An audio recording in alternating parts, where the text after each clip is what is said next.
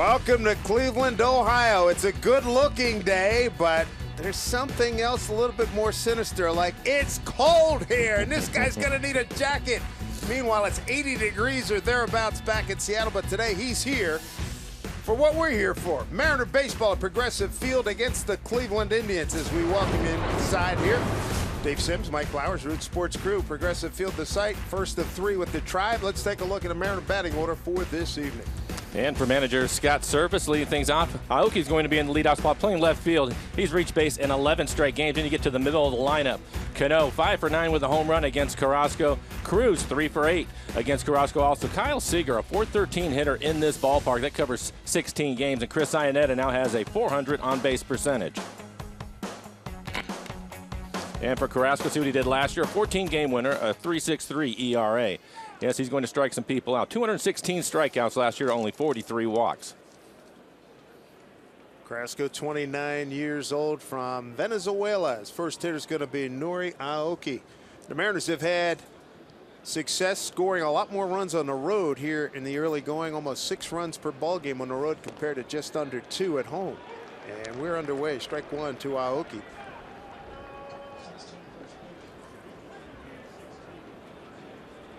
.52 degrees, but the wind at about 21 miles an hour. Down to 16 now. It was 21 about an hour ago as Aoki swings through. Mariners come in having won 2 out of 3 in New York. 3 games here, then 3 games in Anaheim. And then they'll be home for a short period of time. The Houston Astros and the world champion Kansas City Royals will pay a visit.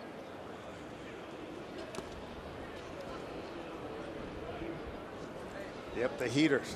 If you got them, use them. I tell you, the MVP is that tank. They're ready for a long night. Ryan Stiles, the equipment guy. He's the MVP tonight because you're probably going to see a lot of hooded sweatshirts and hoodies and all kinds of stuff going on here. As Aoki puts it in play, third baseman comes over. That's one-year rebate of that ring and throws him out. Let's take a look at the American Family Insurance defensive setup for the Indians. A lot of speed in the outfield. The veteran Rajai Davis in center. He will get tested with the wind tonight. Francisco Lindor, the shortstop, an exciting young player. He's made 1 error this year. Napoli, you've known him with the Rangers and the Angels. Now he's here in Cleveland, and Yan Gomes will do the catching.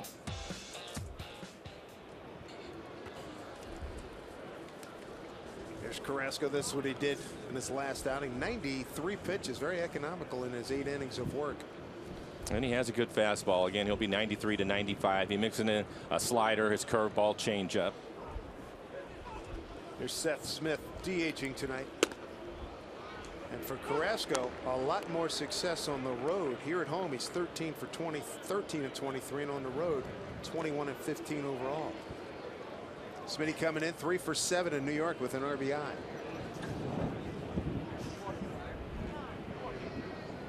First time Seth is seeing Carrasco.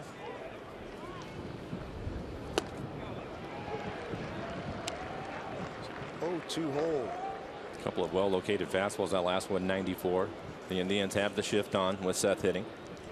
They take your rebate. They move him from standard third base position, put him in a shortstop position now, just right after that 0-2 pitch.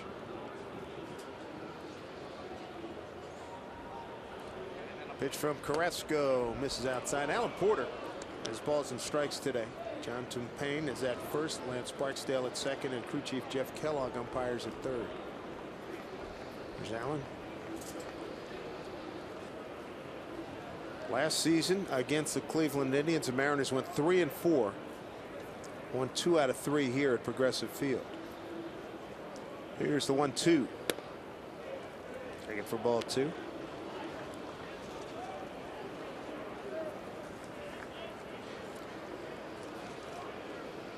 And just what we expected, throwing a lot of fastballs. It's interesting when you look at the numbers. His slider, he's yet to give up a hit on his slider this year, and the curveball just hitting 133 against it.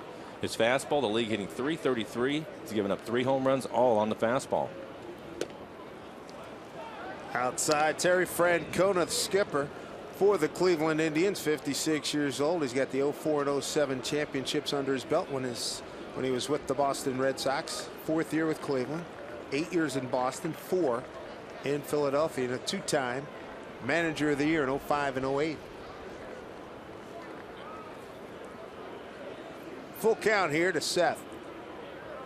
And Smitty drives one left center field, and that will get down for a base hit. Rajay Davis will get it back in. First hit of the night for the Mariners. Picks up the base hit on the fastball. You can see where he's at ahead in the count. He'll use his fastball 33% of the count, even 58, and behind in the count 84%. So you're pretty sure you're going to get a fastball. He has a good one, and again, he can locate it. But Seth doing a nice job here in a 3-2 count on a fastball right off the outside corner, and he goes with it as he lines it in the left center field. Seth Smith, a .318 hitter coming in, continues the good work. As we mentioned, 3 for 7 in New York with an RBI. 1 out, 1 on for Robinson Cano. Got a 15-game road hitting streak dating back to last year. Looks at strike one. He's got good numbers against Carrasco at 5 for 9 with a home run.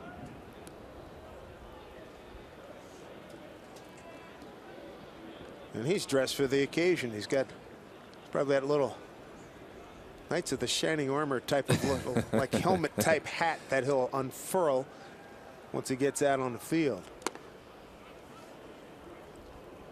On a night like this, if you have it, you may as well use it. All going right. Saw Pete Harnish. He was downstairs in the clubhouse before the game. He said, if I were pitching tonight, it's just here it is, boys, hit it. Just outfielders going to make a lot of catches. We were watching batting practice, and it was definitely knocking the ball down. Wouldn't see many of them clear the fence. Outside to Robbie, 2-1.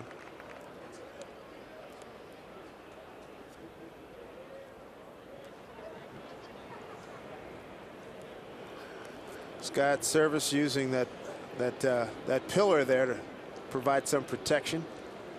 See Ketel Marte, he's well outfitted. 2-1 to Robbie.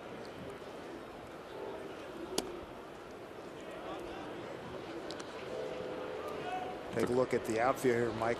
With the wind being what it is, they're not as deep as we would usually see them, in the American flag in right center field blowing straight in. You're right about that, and I suspect that we might even see him shorten up a little bit more as the game goes on.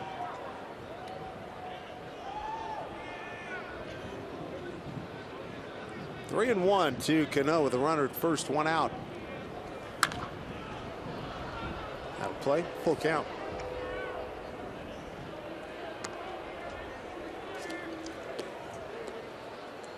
On deck hitter Nelson Cruz. Cruz swinging the bat pretty well, 3-game hitting streak.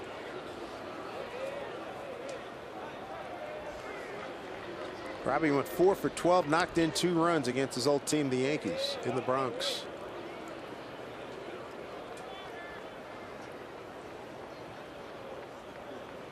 Three and 2 here with Seth Smith at first. Smitty takes off, pitch, and it's ball 4.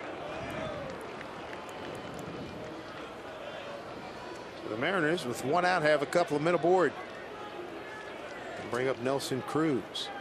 Yan Gomes making a trip out to the mound. Carrasco seems to be very careful here in the first inning. We talked about it being a good night for the pitchers because of the wind, but it looks like he's nibbling a little bit off the corners. Mariners being patient with him. Carrasco 14 and 12 a season ago, and a lot of action. Pitching coach for the Cleveland Indians. Mickey Callaway been here with Francona for the 4 years. Here's Nelly. 2 homers, 5 runs, batted in.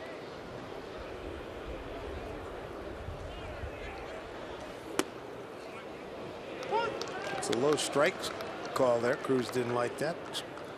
0-1.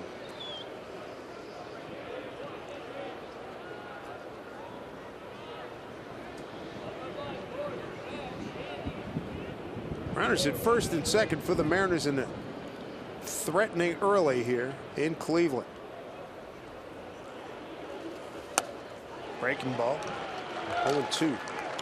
And that was the slider, well located off the corner. Carrasco having to throw a lot of pitches here in the first. 18 pitches, 10 strikes so far. Brad Mills on the right, the bench coach. And Francona go all the way back to the University of Arizona playing days. And Cruz swings through another breaking ball. There's 2 outs. It looked like another slider. Talked about his slider. He's yet to give up a hit on it. Take a look at it. 87 miles an hour.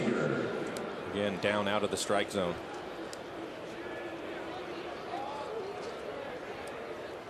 Hitting with runners in scoring position. The Mariners start the game as a team hitting .214.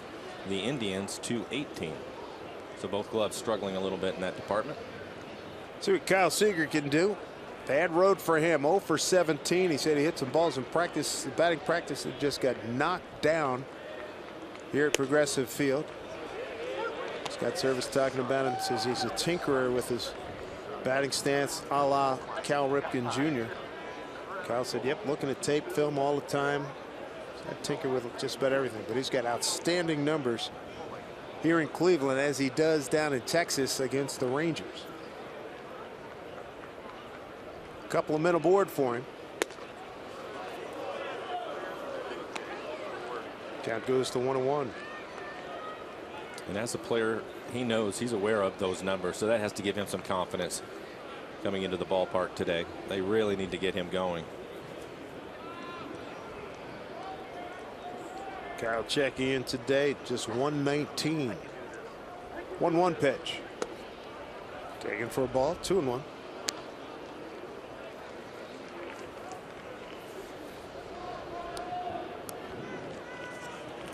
See Carrasco staying away and trying to get everything right around the knees. Alan Porter, the home plate umpire, hasn't consistently given him that strike yet. 2-1 with a couple of men aboard. 2 outs. Up the middle. Kipnis is there. Goes short way. Get the force. And the Mariners are turned away in the force. They strand 2. The Tribe will be coming to bat against Wade Miley when we return.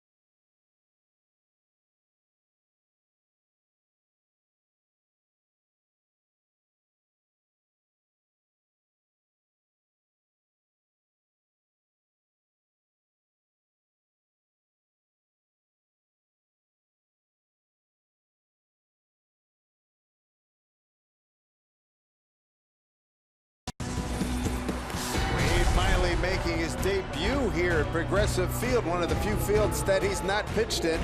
Well, he gets that chance here tonight. Here's a look at the lineup.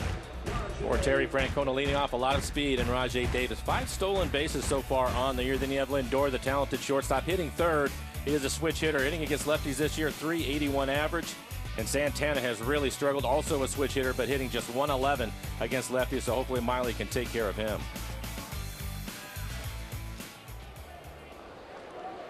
Next big league ballpark to check off his list for Miley is Target Field in Minnesota. And we'll take a look at Miley from last year, an 11-game winner, a 4.46 ERA, 147 strikeouts. Opponents at .265 against him. Ground ball to Marte. Throws out Rajay Davis, one away.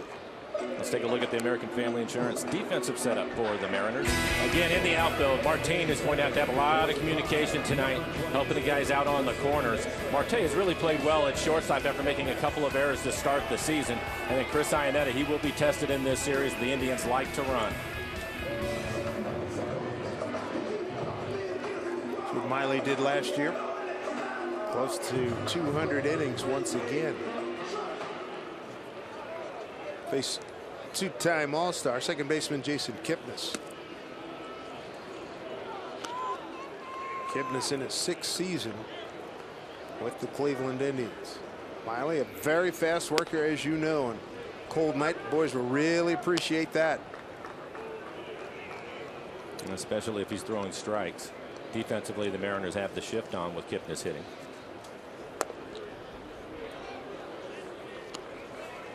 Say before it's all over, even before it's over, the Mariners will be one of the teams, top 3 or 4 teams in defensive shifts in the American League. Numbers give them a good idea where the opponents are going to hit the ball, and they ride with that information. Here's a 2-1. Tap foul. For Miley, a good fastball. His average fastball will be 90 miles an hour. You see a slider and his changeup, curveball.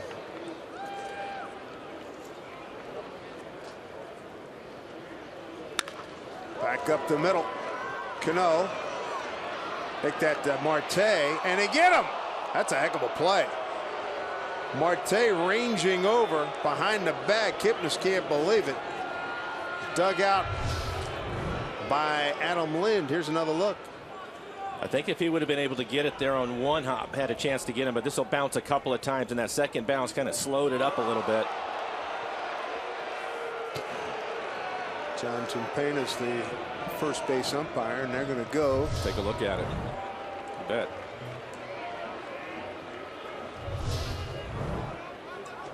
Let's take a look. Again, it has to hit the back of the glove, and he looks like he's safe. Fine play by Marte. But that looks like it'll be an infield hit.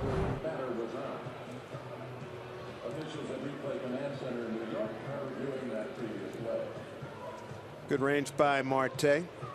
For the Cleveland Indians, they are anxiously awaiting the return of their all-star outfielder Michael Brantley, out with a shoulder injury. And they hope to have him back sometime in the next month or so. He's left-handed. It's his off shoulder, his right shoulder. Here's another look at the play.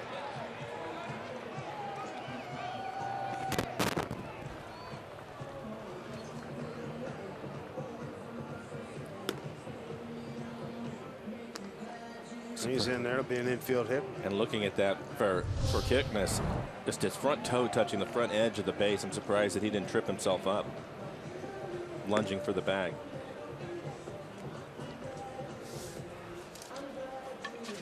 Miley staying warm. Easier said than done on a night like this. 51 degrees right now. Temperature's supposed to get down into the mid to low 40s. I think the toughest part for the starting pitchers is they're going to get warm out there. And if they have to stand around too much with this wind, that's when they're going to have some problems. So he'll continue to throw, and we'll call him safe. Infield hit for Kipnis.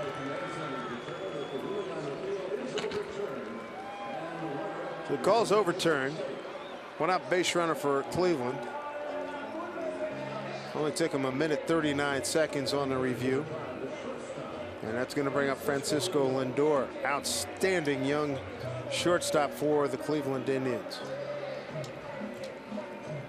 Carlos Baerga, who had some great years here with Cleveland, said that Lindor is the closest thing to Robbie Alomar they've had here now. Obviously, Robbie was the second baseman, but in terms of athleticism and range and hitting ability, so this kid's right there. Both of them switch hitters so far this year. Hitting right-handed has been a strength for Lindor. Again, against lefties, hitting .381. Hit hard, left center field. Martin will cut it off and get it back in as Kipnis will hold it second.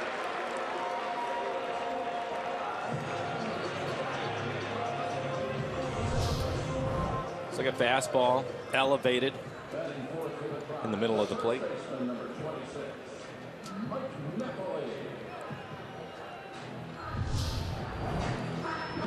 Lindor finishing second to Correa. Shortstop down in Houston. Rookie of the year. First round pick back in 2011, 8th overall. Now they bring up the veteran Mike Napoli in his 11th big league season. Boston and Texas, where he swung the bat last year. There's a strike. Mike's also been with the Angels. The Red Sox, part of the Red Sox 2013 World Championship team. Here's a slow grounder. Seager will step on third, throw across. Nice dig by Lynn. They get the double play. And Miley and the Mariners are out of trouble here in the first inning. Take another look. Just what Kyle Seager and the Mariners are hoping for right here. Took him right to the bag, throw it over. Lynn digs it out. The Mariners are out of trouble.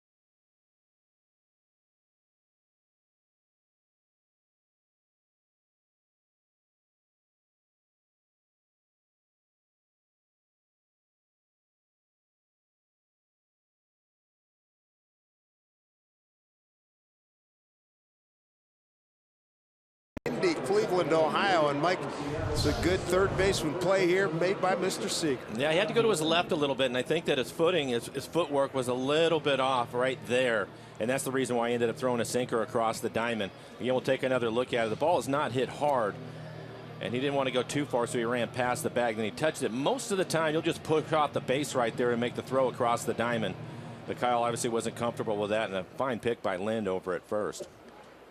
Seen Adam Lind show good, nice soft set of hands at first base when he's had a chance to play. Here he is to lead off here in the second. Lind, Ionetta, and Martin, 6, 7, and 8 in the order. Looking at that play for Lind today during batting practice, Lee was over at first getting his work in, and I was really having a good time. This ball go out to the shortstop. Lindor takes a hit away from him, but I really liked Manny Acta. He had a fungo bat out by second base, and he was hitting short hops on a line to Lee over at first, keeping his foot on the bag and getting used to the same thing, the hands that you're talking about, Dave. It was really nice to watch that practice. Probably went on for about 10 minutes. There's Manny, third base coach for the Mariners.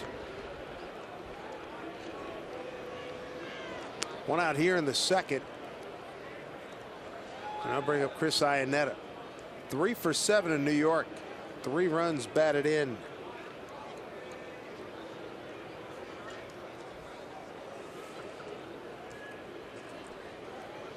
He has really been a boon to the catching situation for the Mariners.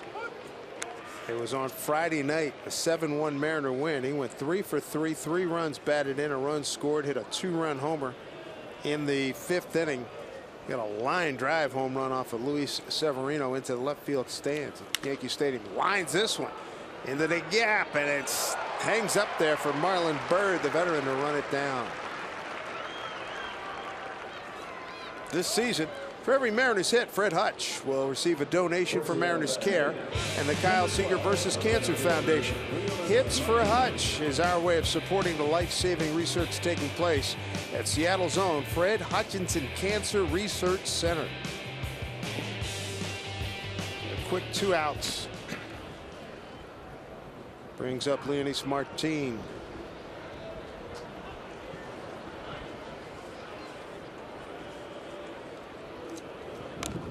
Bunt off the plate goes foul. Martin with a home run leading off the 5th inning on Friday night's game.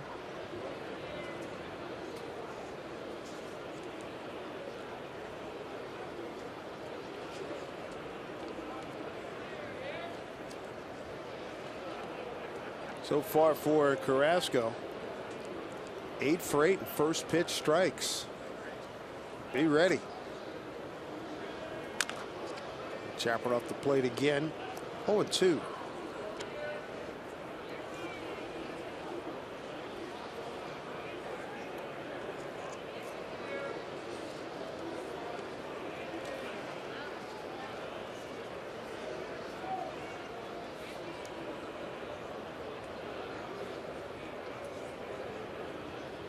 Carrasco ready with the 0-2.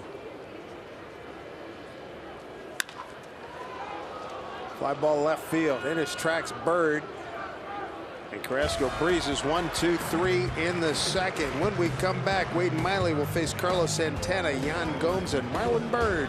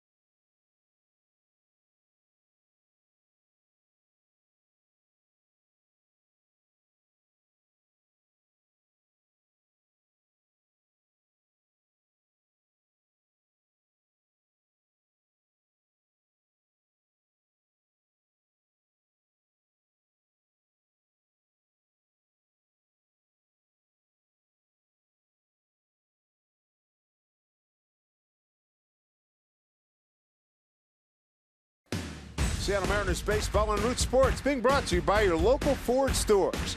By Safeco Insurance, find a local agent at safeco.com.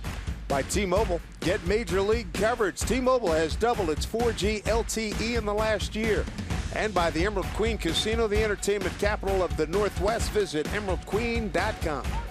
Good to have you with us on a windy day here in Cleveland. Dave Sims, Mike Blowers, and Root Sports crew. Carlos Santana behind 0-1 to Wade Miley. It'll be 5, 6, and 7 in the order for the Tribe. Santana in his 7th year with Cleveland, switch hitter, hitting just 171. So popped up to medium center field. Waiting for it is Martin, playing shallow tonight in this windy day with the wind blowing straight in. The way this ballpark is built, kind of down in a ball, I think if you hit the ball on the line, you can still get it through the gaps. But anything that's going to get above the wall, the wind will knock it down. Again, watching batting practice today, the ball wasn't going anywhere. Yeah, we're about, I would say, as we look at it center field, I'd say we're about, if you will, a floor below street level. Here's Yan Gomes, the catcher.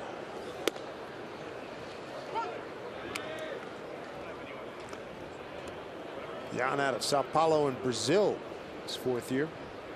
And you can see what he's done in his career against the Mariners. 290 with 6 home runs. That one game we were here at, I think a home run to tie it and a home run to win it. win a game here at Progressive Field. Off the fist, that's good enough for a base hit.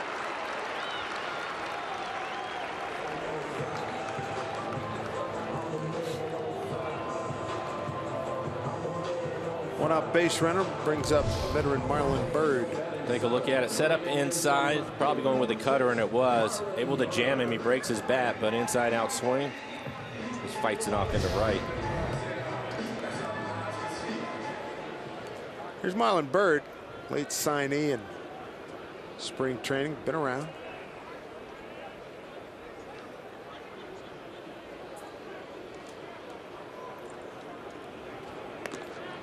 Gomes back safely.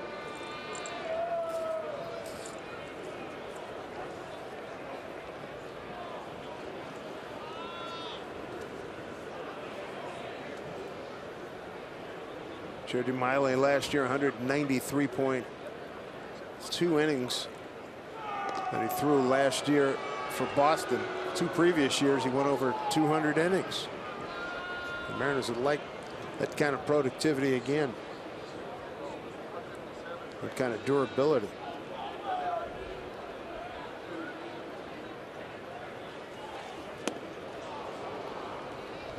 Bird way out in front. Good changeup. Not much of a lead for Gomes over at first, but I think Wade Miley just wants to show the Indians that he's going to pay attention. They are 3rd in the league in stolen bases.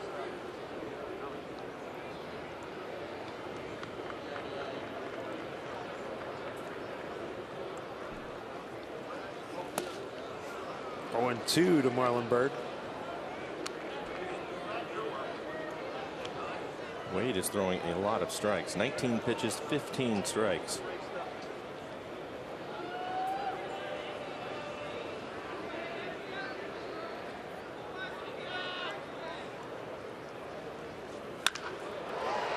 Solid smash, right center field. Martine's there. Gomes will hold at second.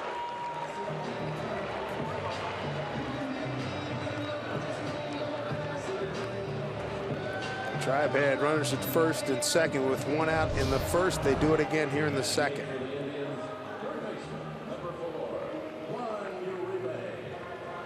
Slider on the outer third, 85 miles an hour.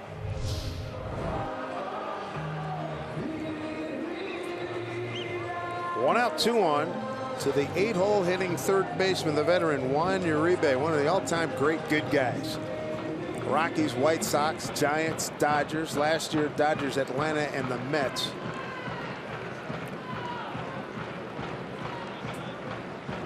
But he has been a positive influence everywhere he's been in his career. He's 37 years old right now. Played 3 times, maybe 2, 3, 4 times a week. Turn up some good numbers for you. John Adams is in the house. You can hear him banging the drum. Through the hole. And he'll get a stop sign as Aoki was playing in short left field. Gomes will stop at third, so the bases are loaded. So 3 consecutive singles, 1 to right, center, and left. Loaded them up. And for Wade Miley, there has been some bad luck. They're really not hitting the ball that hard. This looks like it's off the end of the bat as it finds a hole through the left side.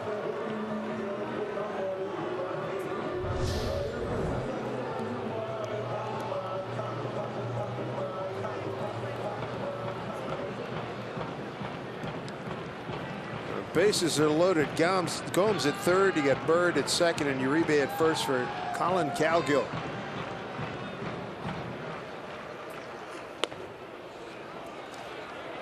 Ball 1 to the Indians right fielder. With the Angels parts of the last 3 seasons. Prior to that, the Mets in Arizona.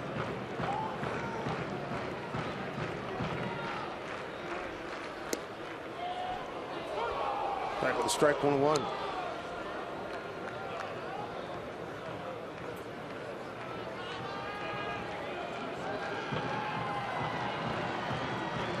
A little uprising here from the Indians as Miley steps off for a moment.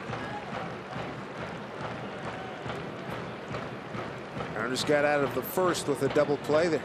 Set up nicely for one here. Now Iannetta and Miley going to get things together. It's 2 changeups. Missed with the first one, able to get the strike on the second changeup, and he's throwing the changeup, trying to get it down and away from him. Maybe get him rolling over on it, get the ground ball so he can have a double play and get off the field.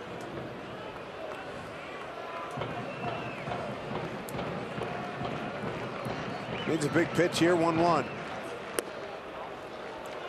Ball 2.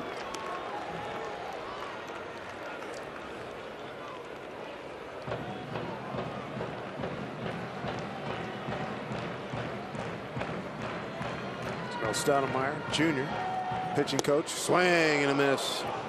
2-2.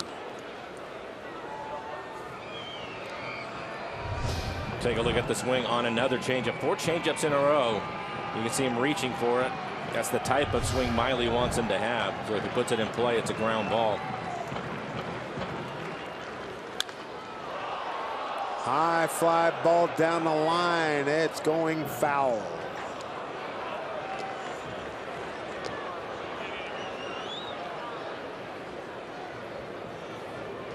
That is having a lot of confidence in your changeup. He's thrown 5 in a row. Typically, pitchers, they don't like to throw 2 in a row.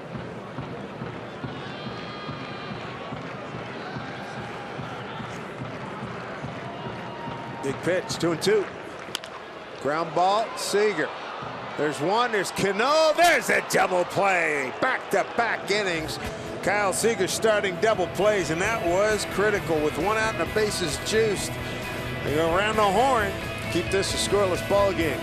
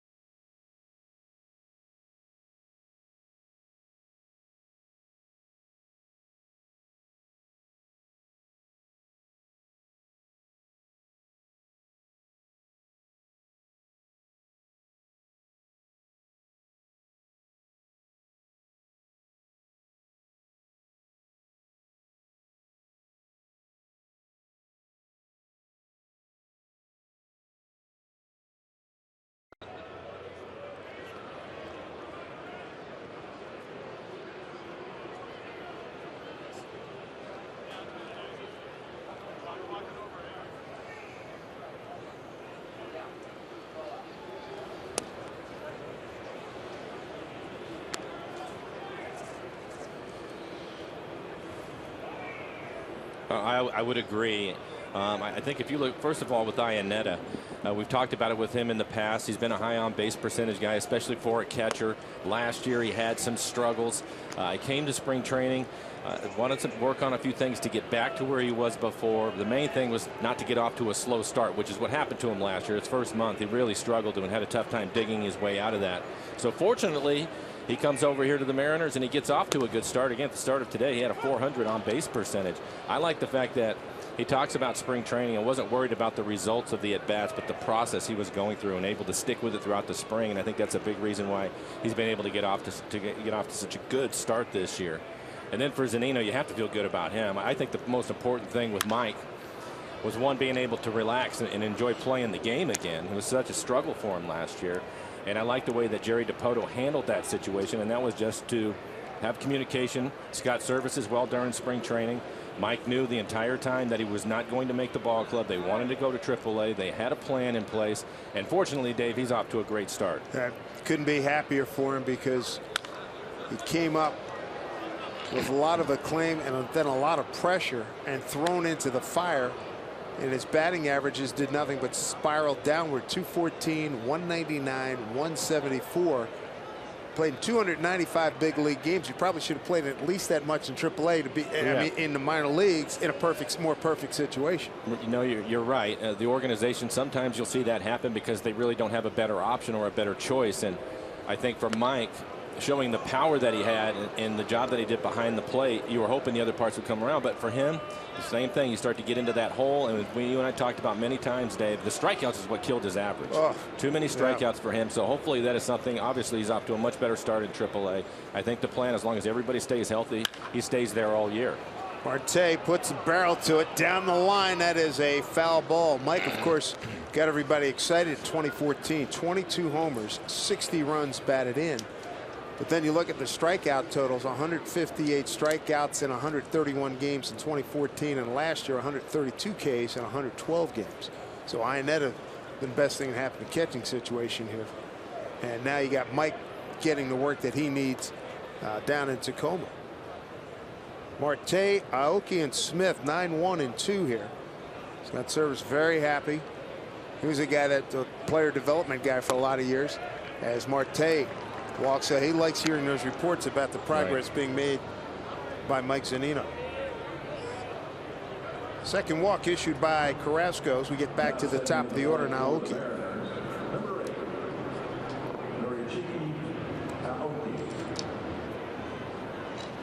Aoki grounded out the third, open up the ball game.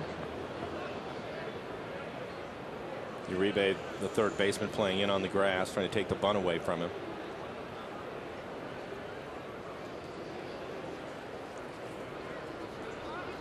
Mariners have not done a lot of running.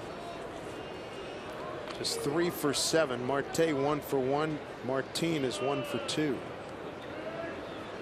Aoki's 0 for 2.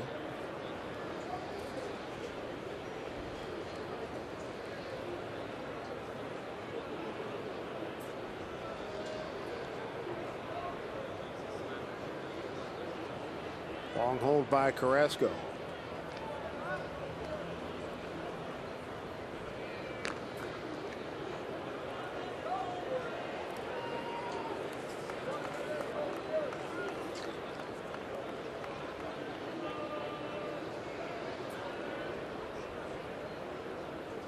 Second start for Carrasco against the Mariners.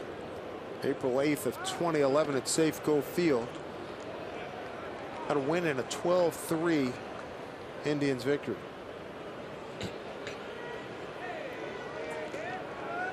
You mentioned Carrasco holding the ball a little bit longer. A lot of pitchers at this level will do that. A good base stealer, if you fall into a rhythm on the mound, they'll time it and try to get a better jump. Even if it's a half a step, it could be the difference. So you'll see him hold the ball a little bit longer. Uribe almost breathing down Aoki's neck. Bouncing ball to Kipnis. Gets a Lindor over to Napoli. Good speed by Aoki to beat it out.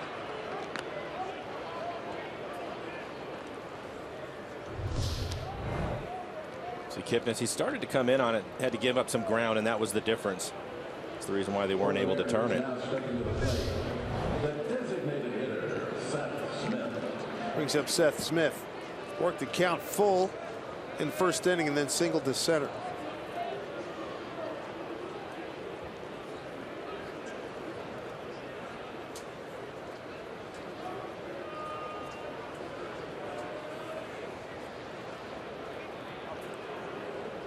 This is game 1 of a 3-game set here in Cleveland. Then the Mariners will head to Anaheim for 3 games over the weekend against the Angels. Angels at 6 and 7, tied with Oakland for second place in the West, behind 7 and 6 Texas. While the Mariners are at 5 and 7 and Houston 5 and 8.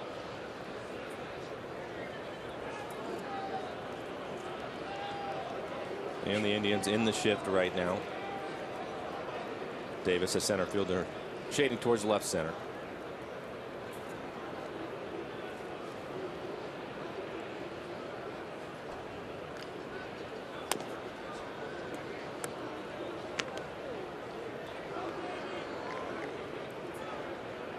2-0 to Seth.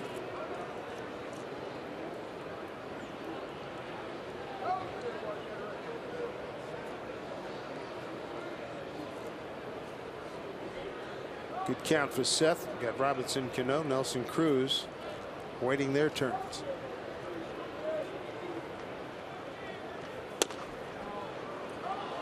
Reno.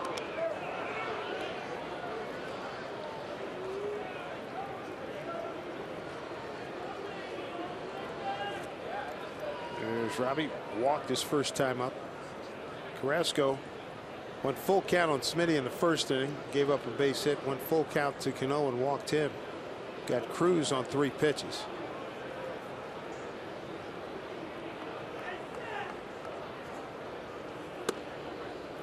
There's a strike, 3-1.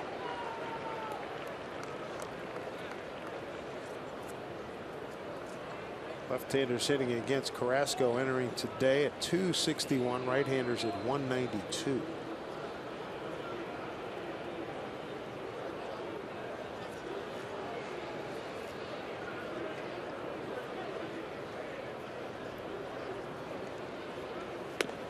And there's ball 4. Mariners have a couple of men aboard.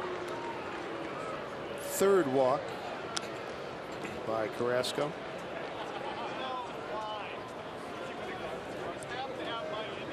Good spot here for Cano. For Seattle, now stepping to the plate, the second baseman, Robinson Cano. And again, he has good numbers against Carrasco. 5 for 9 with a home run.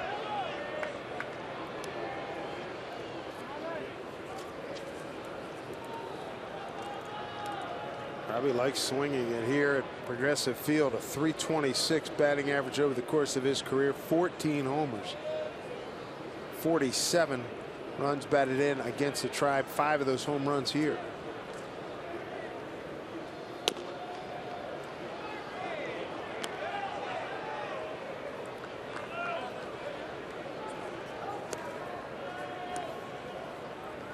Carrasco, 45 pitches, 26 strikes.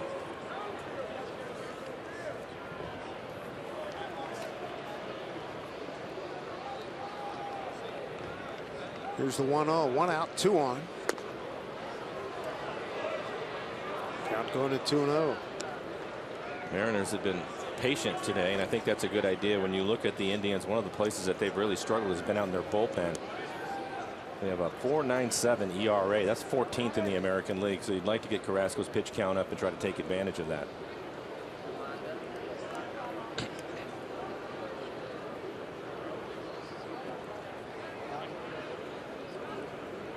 Good look at the bullpen.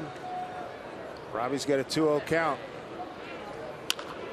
Down the line goes foul.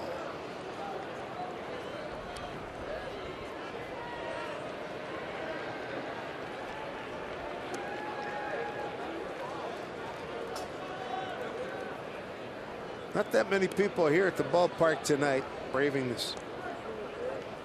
What started out as a 52-degree temperature at first pitch at 6:10 Eastern time. This was a Browns game, you wouldn't think anything of it. But for baseball, with this big wind, it is really cold. 2-1.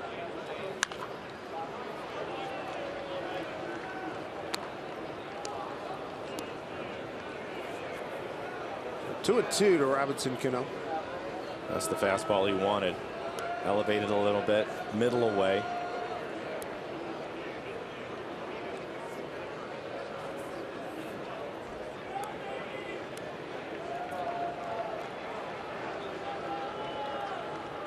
Time for Cano to hit a home run against somebody other than the Texas Rangers. He's got 5, 4 down in Texas, 1 at Safeco. Hit it hard. Napoli goes to Lindor, the pitcher late covering, and Cano beats him there. And I think he stepped on him. Both of them limping a little bit. I think Cano stepped on him when he put his foot right in the middle of the bag. There was nothing that Robbie could do about it.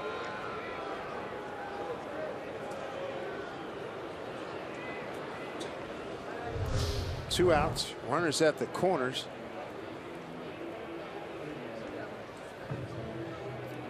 Might have been the other way around.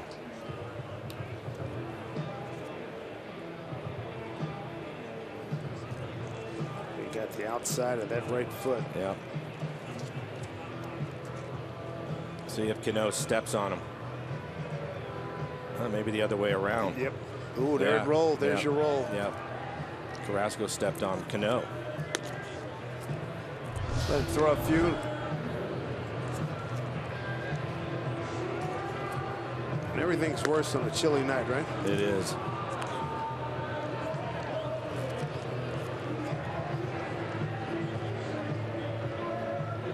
Scott Service checking his guy. Terry Francona checking his guy.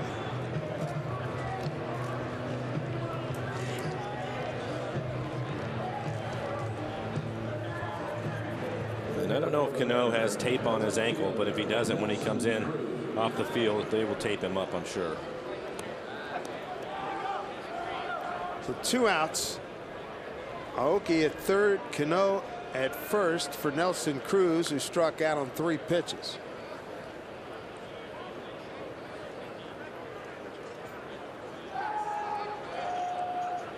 Now he's got a 3-game hitting streak working. He went after him with his slider. Both the sliders were down off the plate. Was able to get him to chase it.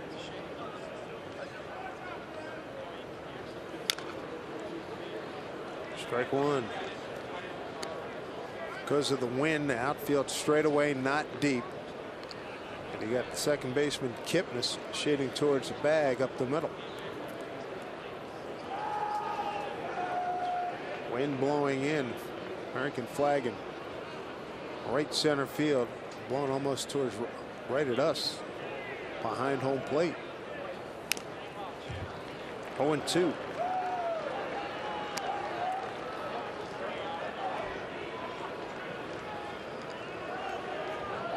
There you go.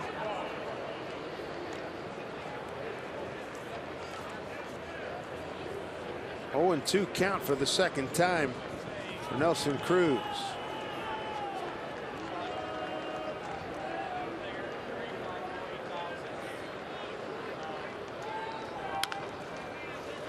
Stays alive.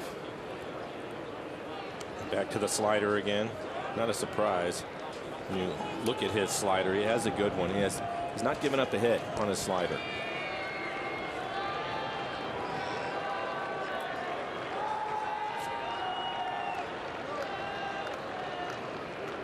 Mariners trying to get on the board here in the third.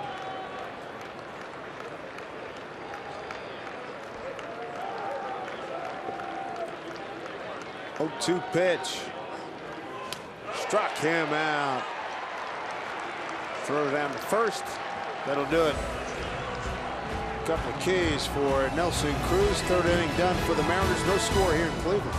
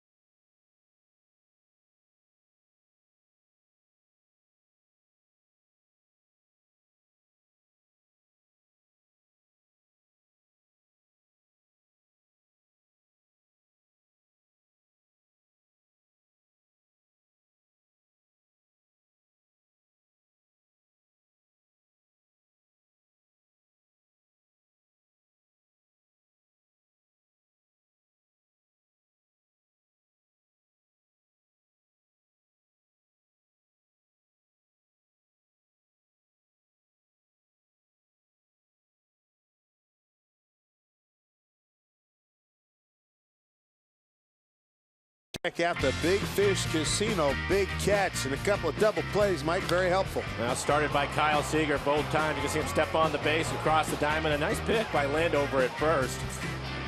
And then how about this double play? Fields it. Catches his spike and falling to the ground, but still made an accurate throw. Kyle laughing about it. But he's able to help his pitcher get out of the inning. Double play in each of the first 2 innings. Nice work at the corners by Seager and Lind. Top of the order, Rajai Davis. Davis has been around Pittsburgh, San Francisco, Oakland, Toronto, and Detroit. Tigers the last 2 seasons. Still one of the fastest men in the American League. Grounded out for short first time. Followed by Jason Kipnis and Francisco Lindor.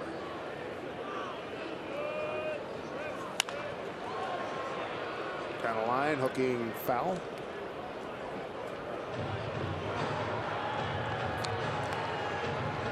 Definitely want to keep Davis off the bags. He's 5 for 6. He's got that explosive speed. Staying with it is Marte. Knows he has the gun and saved. That's how explosive that speed is from Rajai Davis.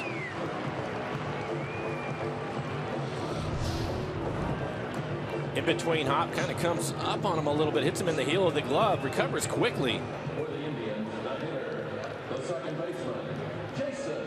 Oh, that long stride, my goodness.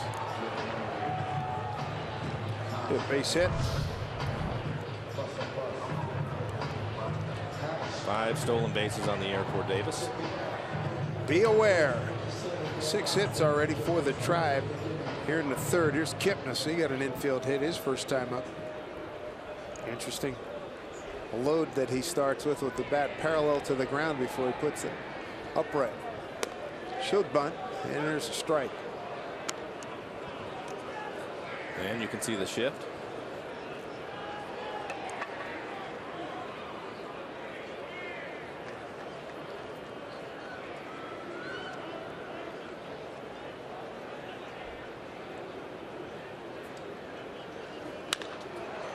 Waiting right there for it. Talk about a tailor-made double play. Gotta love it. 3 innings and 3 double plays. And their defensive hit chart working out beautifully. Next Monday, the Mariners open a 3-game series against the Astros, and you can get in on all the action for less with BECU Family Nights, where select view-level seats are available for one low price. Get your savings when you grab tickets at mariners.com. Timely. Here's Lindor. He looks at a strike.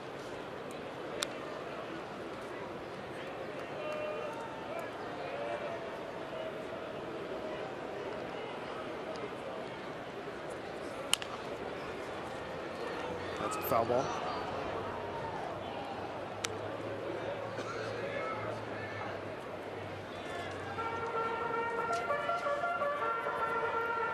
Miley a strike away from getting out of the inning and already benefiting from his 3rd double play turn behind him.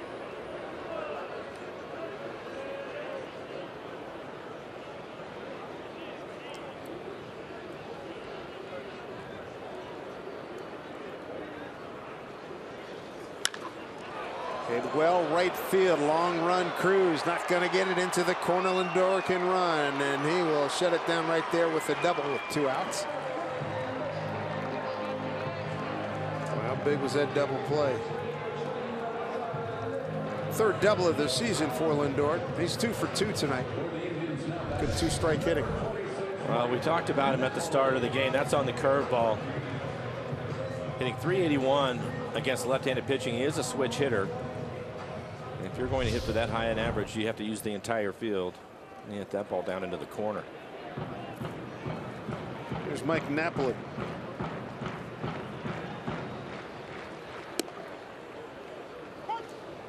Strike 1 to Mike.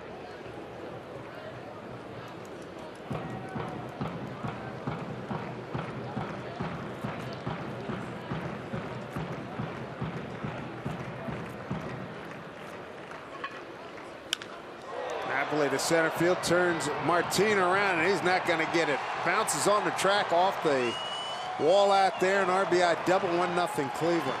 Napoli's 7th RBI, got it on his 4th double of the season. I was just about to say that he still packs a lot of punch, and he showed it right there. Well, it's also a line drive, and for the outfielders on both teams playing so shallow because of the wind, a line drive, they will not be able to get back in time. That's where you're going to get burned, and it happened right there to Martin in center. 2 outs, a run in, a runner on for Carlos Santana.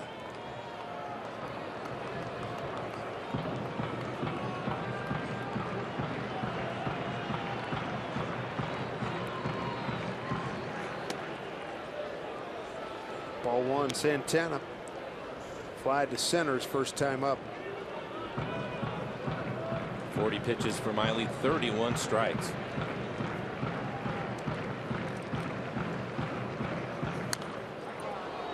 Back up this way. 1-1.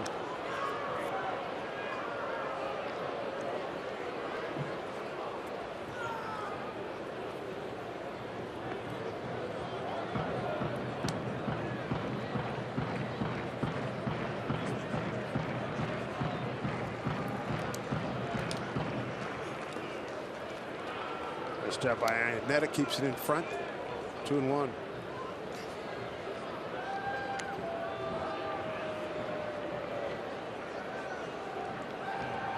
Wade likes to mix things up. He'll throw his fastball probably about 60% of the time. I think he's had a really good changeup today. It's been an excellent pitch for him.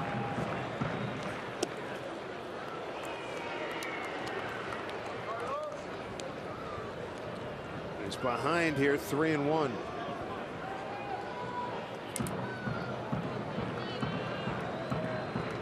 Napoli the runner at second. And strike. Count runs full.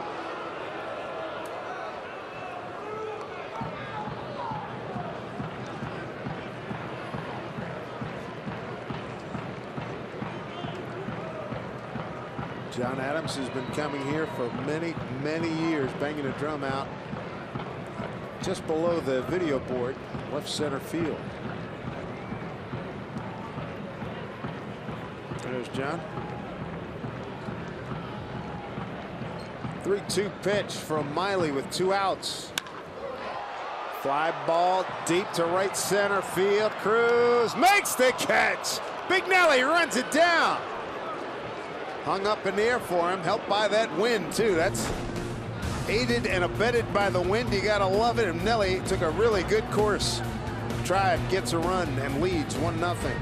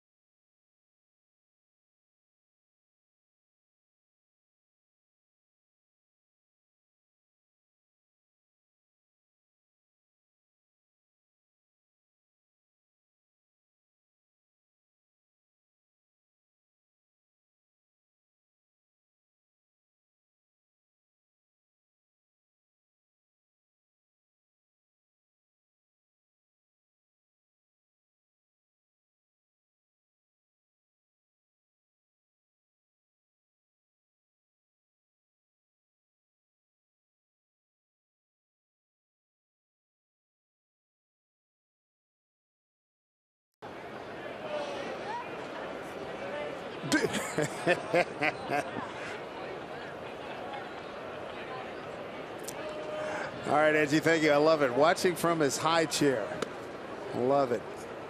Kyle Seager to lead it off. Seager, Linden, Iannetta, 5, 6, and 7 here in the 4th inning. 1-0 Cleveland.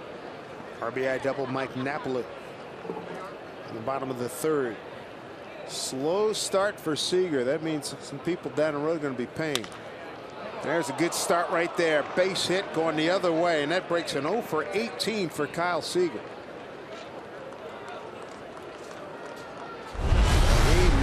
That. Take a look at the new mini clubman, and here's a report on Carlos Carrasco, and the away numbers are far superior to the home numbers. A bit surprising. Yeah, I mean that is really a huge split, isn't it? It's our Let's Motor player profile of Indian starter Carlos Carrasco. I think he'd be a little more comfortable on his home mound. Yeah, right. Yeah. Adam Lind looks at a strike. Good to see Kyle pick up a base hit. We talked about it. He's hit well in this ballpark in 16 games. .413 batting average for Kyle.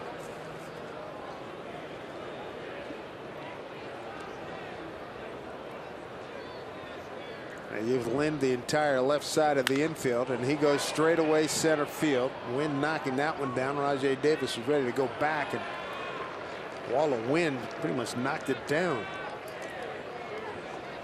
Didn't hit it as squarely as Napoli hit his. Chris Iannetta lined out to left. He's next. 1 out, 1 on here in the 4th.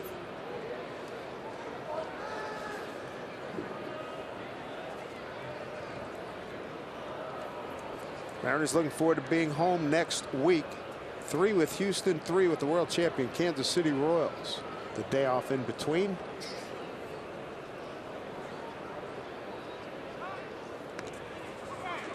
Back safely with the dive is Seager. Next 2 games here in Cleveland. Taijuan Walker against Danny Salazar. And a getaway day game scheduled for Thursday. Carnes against Anderson, Cody Anderson, but very disappointed to see the weather forecast calling for about a 70% chance of rain. And I already started looking at the schedule like, all right, when are we coming back east? When are we coming back to Cleveland?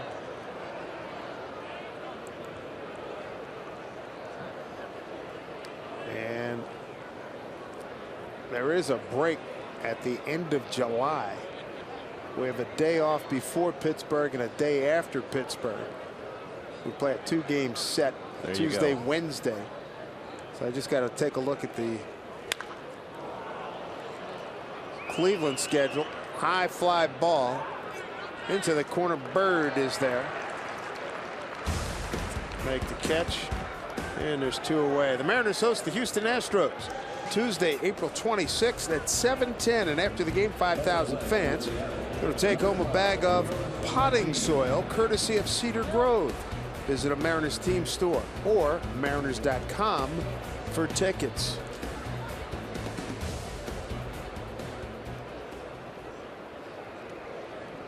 Two outs, men aboard for Lenis Martin.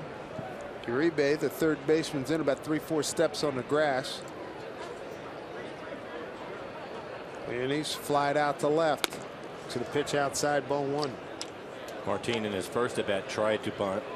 Wanted to try to get a base hit, fouled it off, and that's the reason why Uribe is playing in so close. Doesn't want to give him that option.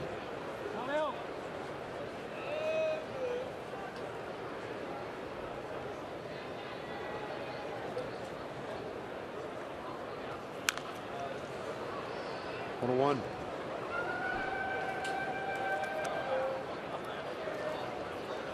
And while we're on the subject of most likely getting rained out on Thursdays, I look at some dates. July 28th would be the date, unless it's already been booked, because I know Cleveland's already had 2 washouts. But July 28th is a common off day for both clubs, and Mariners will be going from Pittsburgh to Chicago to play the Cubs. Chop foul.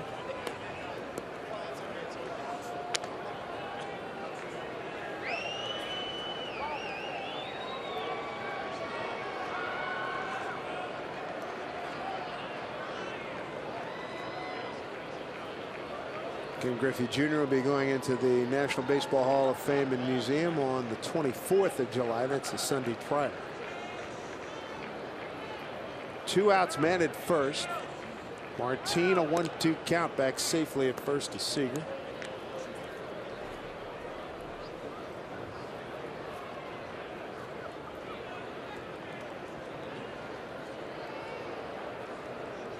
Got some Mariner fans here in the house.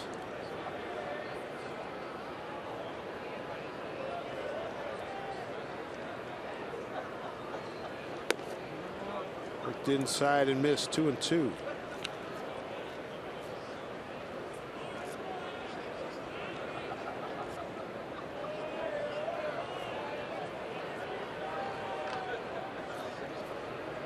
Progressive Field, formerly known as Jacobs Field when it opened. 2-2 pitch. Strike 3 called. You can hear Martin say, no, no, no. But Alan Porter has the last word. Mariners strand Kyle Seager at first as he breaks an 0 for 18. 1-0 Tribe.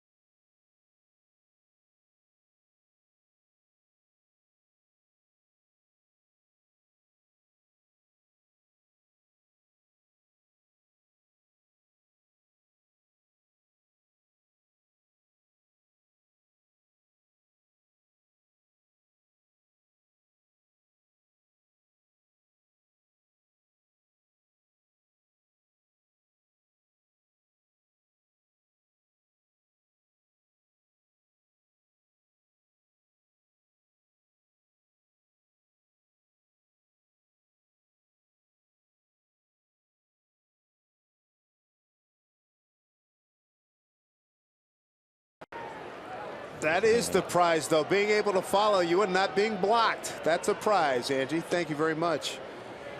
Gian Gomes leads off. Single to right his first time up. 1-0 lead on a Mike Napoli third inning RBI double to straightaway center field.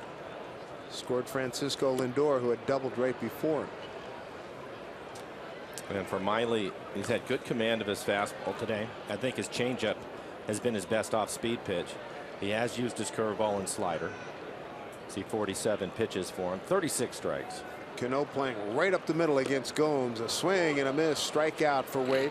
It's his first of the ball game. Take a look at our CenturyLink What's Next. Game 2 of this series here in Cleveland. Taijuan Walker make his third start. He'll take on Danny Salazar. Salazar, what a good-looking pitcher he is. He went 14-10 last year with a 2.45, with a 3.45 ERA.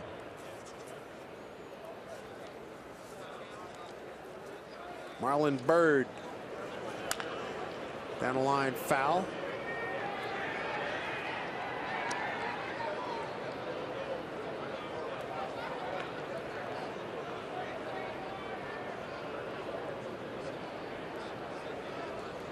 Souvenir for that youngster. Outside. to Marlon Byrd. 15 years in the big leagues. Philly, Washington, Texas, Cubs, Boston, Mets, Pittsburgh, Philly, Cincy, and San Francisco. Well, if you got 15 years to spread them out, why not? Good career. 275, 155 home runs. Mariners have the shift on. It's rare to see it with a right-handed hitter, but in today's game we're starting to see it a little bit more. Good change. 2-2.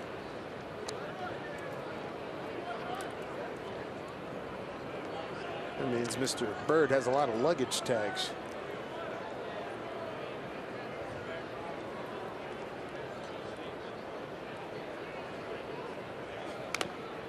Just staying alive. Remember Marlon when he was breaking in with the Phillies, and I was doing the Sunday Phillies pregame show in 0102. Man, oh man, yo, my man, what's up? Still going. Yep.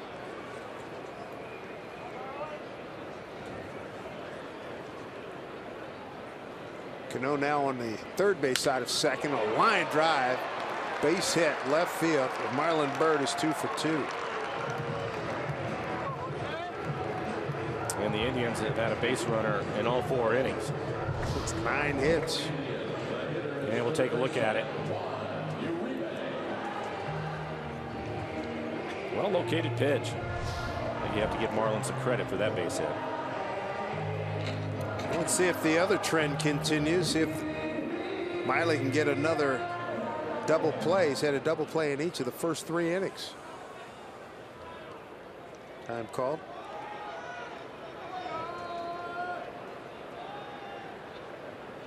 Uribe with a base hit to left in the second.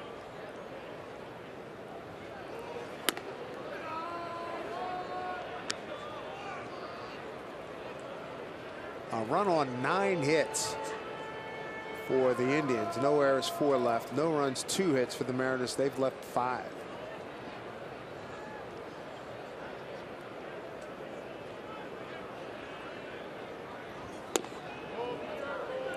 Just outside, 2-0.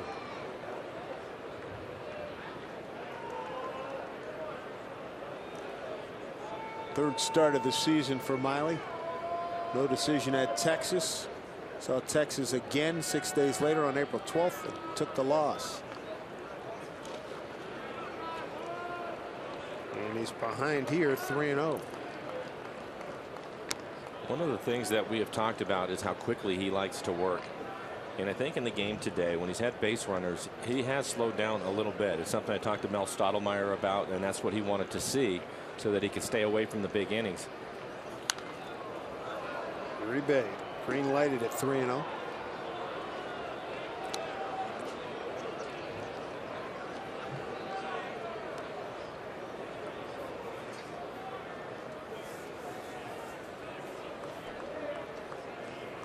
There's Mel Stottlemyre Jr., pitching coach, first year, coming over from Arizona. 3-1 and a throw over to first.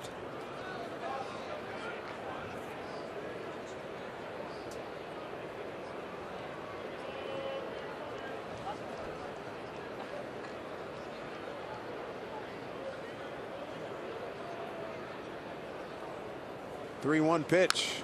Foul ball, full count.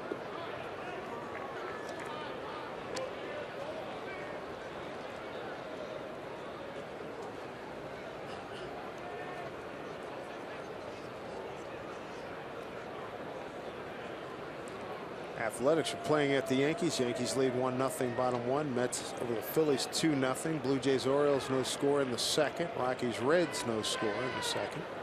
Here we go, 3-2 to Uribe. And he lost it. First walk. Runners at first and second. This copyrighted telecast is presented by authority of the Seattle Mariners and may not be reproduced or retransmitted in any form. And the accounts and descriptions of this game may not be disseminated without the express written consent of the Seattle Mariners. Ionetta, a quick word with his starter. Pride of Southeastern Louisiana University, Wade Miley. On the season, the Indians hitting .218 with runners in scoring position. They are 2 for 5 this evening. Colin Cowgill Bounced into a double play first time. Miley could use another. Already hit 3.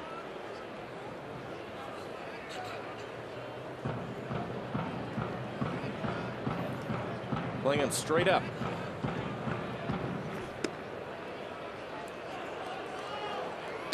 2-0. It's a good pitch here.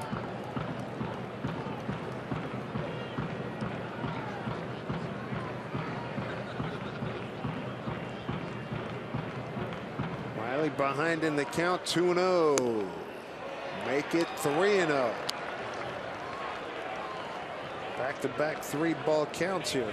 On deck, leadoff man Rajai Davis, who has an infield hit, 1 for 2.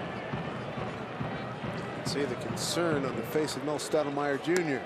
And ball 4. They are loaded. Back-to-back walks.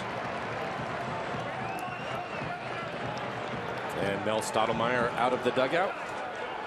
And this is the bottom of the order. Well, now he's getting back to the top of the lineup, and it makes it difficult because Davis is going to be the hitter, and as we've already seen, he can really get down the line. So to try to turn a double play is going to be difficult. He's basically going to have to hit the ball hard right at one of the infielders.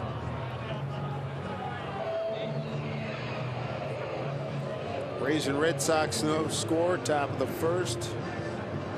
Nationals and Marlins just underway. American League West, Astros at the Rangers. We'll be starting in about 35 minutes. Feldman against Holland in that one. Feldman, a former Ranger. Angels at the White Sox, Cubs, Cardinals, Pirates, Padres, Diamondbacks, Giants, all later. Bases loaded, just 1 out. Marlon Byrd at third, Juan Uribe at second, and Colin Cowgill at first. Big trouble here for Miley, down 1-0. And ball 1 to Rajai Davis.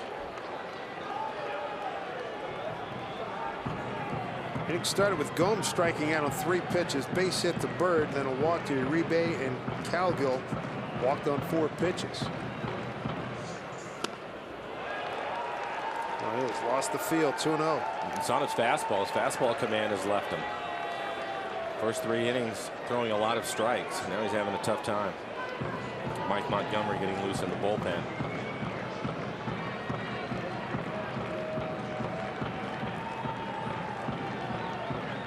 Two-0 pitch.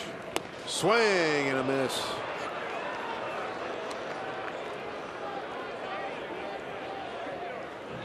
But with an off-speed pitch, Davis trying to cheat on the fastball. 2-0. 83 miles an hour out in front of it.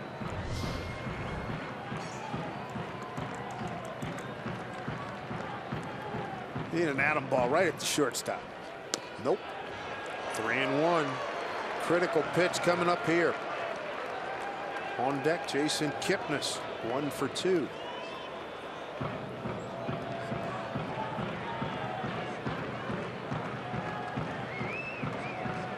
Trying to keep it a 1-0 ball game. Pitch.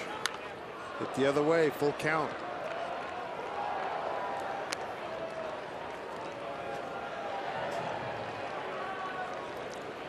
Reminds me of what, 2 years ago, Iwakuma got in a big jam at Boston in a tough spot, had a comebacker right to him, a 1-2-3 double play, got out of an inning.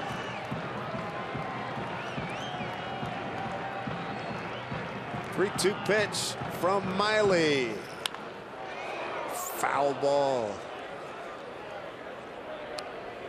Another off-speed pitch. You can see him shaking his hand. I can tell you, on a cold night like it is with the wind blowing, everybody just assumes if you get jammed, that's where you're really going to hurt. No, it's the one you hit off the end of the bat. That's the one that you can really feel in your fingers, and sometimes it'll stay with you for 2 or 3 innings.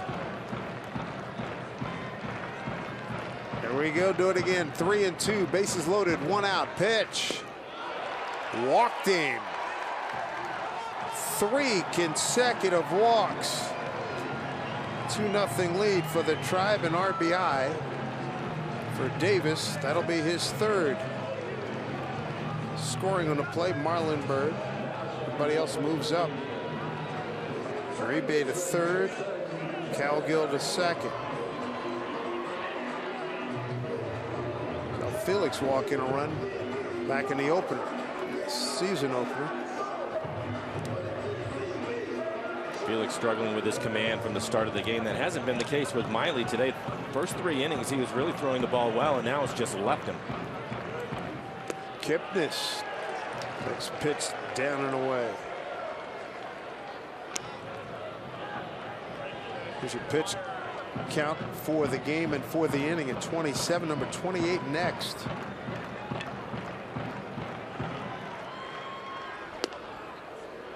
There's a strike.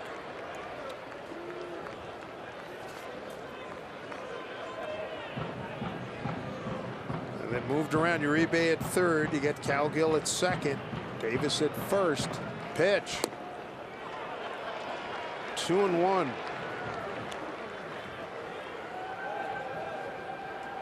Just one hit in the inning.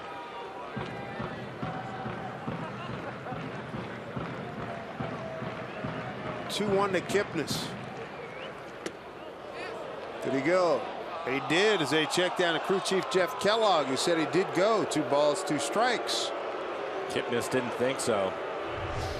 We'll take a look at it. Fastball inside. He held that. Mariners will take that break.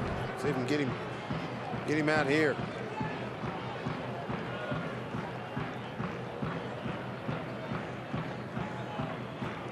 Big pitch at 2-2. Struck him out. Boy, did he need that. 2 outs here in the 4th. Base is still loaded. Second strikeout of the ball game and of the inning. 93-mile-an-hour fastball up out of the strike zone and gets him to chase it.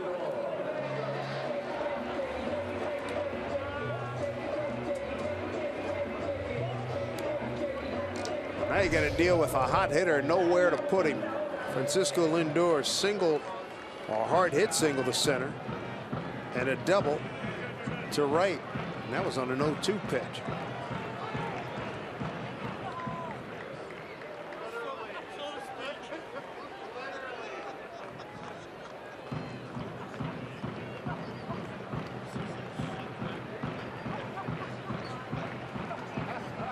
First pitch to Lindor. Ball 1.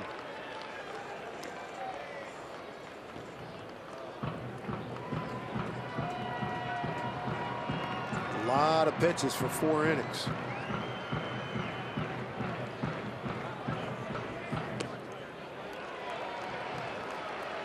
Two and 0.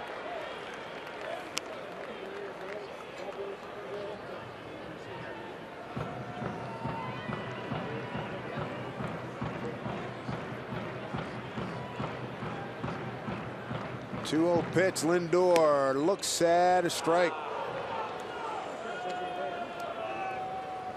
Mike Montgomery at the ready.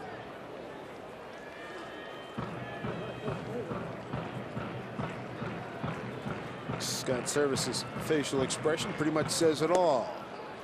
And there's a ball. 3 balls, 1 strike. 2 outs, a run in, and a bases loaded walk. Good hitter in Lindor with Mike Napoli on deck, who's already doubled in a run. That was the first run of the ball game in the 3rd.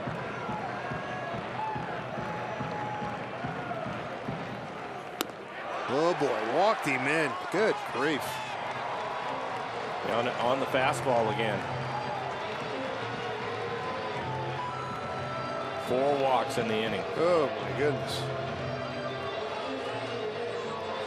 Iannetta makes another trip out to the mound. And that's going to be at Scott Service on his way Seen enough. out of the dugout. And seen enough. 2 runs walked in here in the 4th. 3-0 lead for the Indians. Mike Montgomery will take over.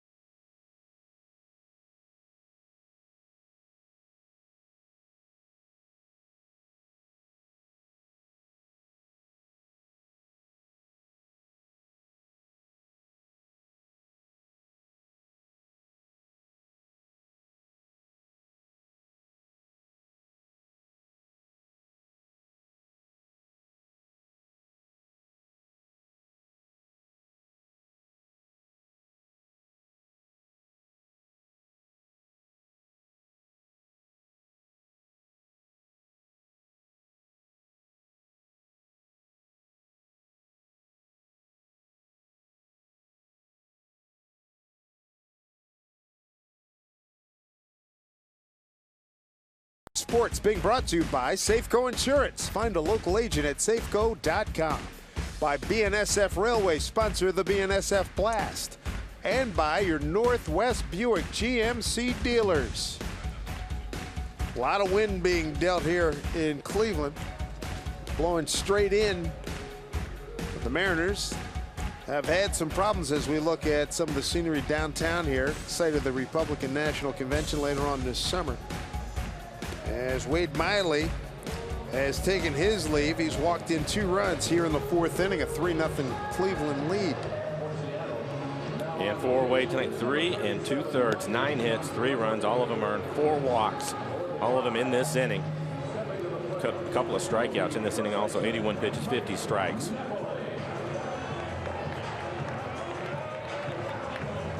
Three innings and he was really cruising, had great command, and it just left him here in the 4th. Mike Montgomery is going to take over for the Mariners.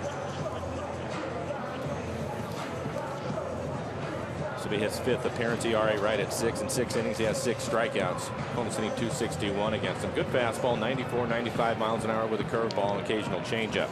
Napoli 1 for 2 against Mike Montgomery. Man, does Mike need an out? Off-speed pitch, ball 1. Napoli, the 8th man to the plate here in the 4th inning.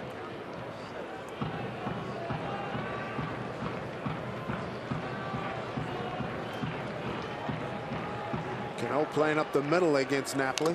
I know, fouled off. Here's Robbie. We've talked about Mike Montgomery. He's been a starter throughout his career, working out of the bullpen for the first time and leaving spring training.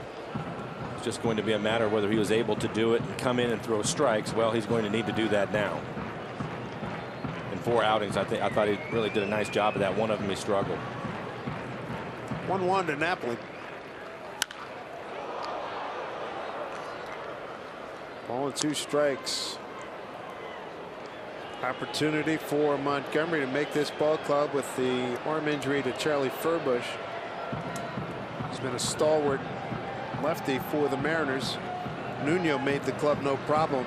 And it became who's going to be the second lefty, and it became Monty. 1-2 pitch. Ball 2, 2-2.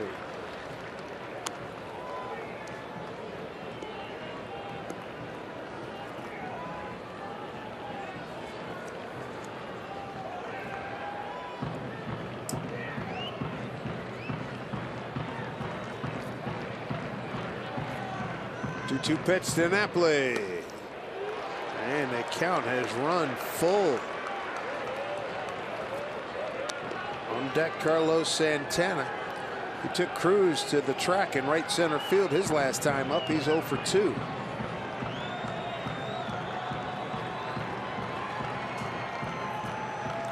Tight spot.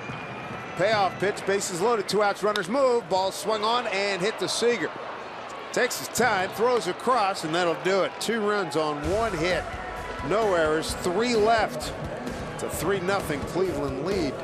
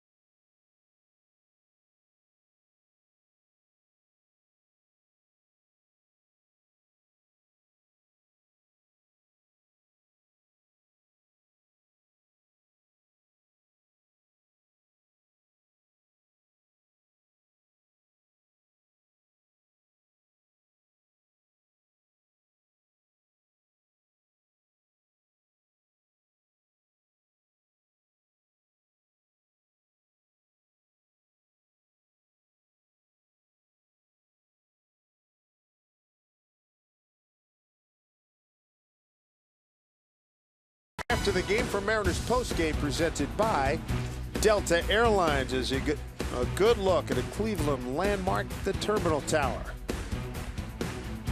We're not too far away on the back end of that building, about 5 or 6 blocks, if that, from Progressive Field, where the Mariners are in a 3-0 hole here. Strike one to Ketel Marte. Marte, Aoki, and Smith 9-1-2 here against Carlos Carrasco, who had a long time to get warm in that Cleveland home fourth with 8 men coming to plate. They scored twice on 1 hit. No errors. 3 left as Miley lost feel and walked in 2 runs.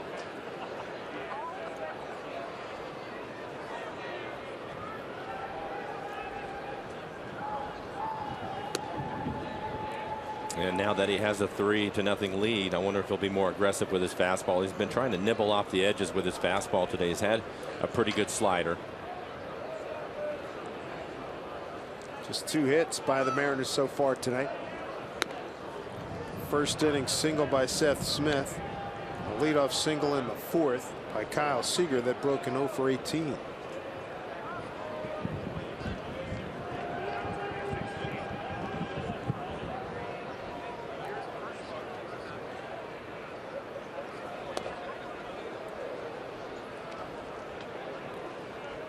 Three and 2 to Marte, walked first time up.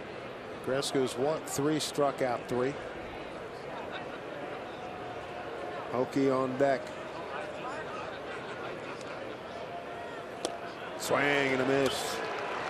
Well, what looked like would have been ball 4. Back-to-back Ks now. That's 4 for the game for Carrasco. It was borderline on the inside corner. Like a cut fastball.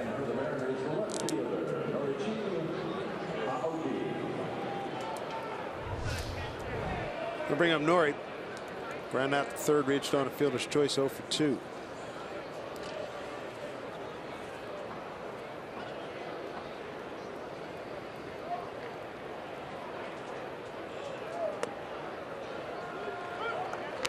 Strike 1 to Nori.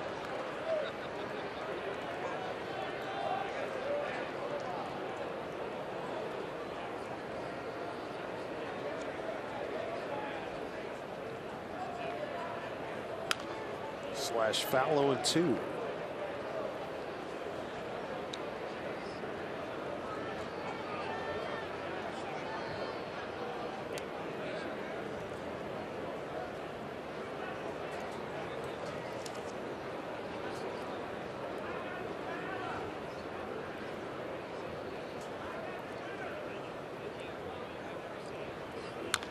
Chop foul.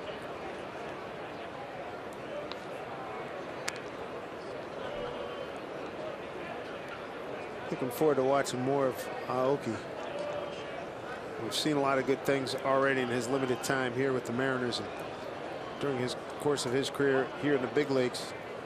Done some good things for the Giants in Milwaukee and Kansas City. 0-2.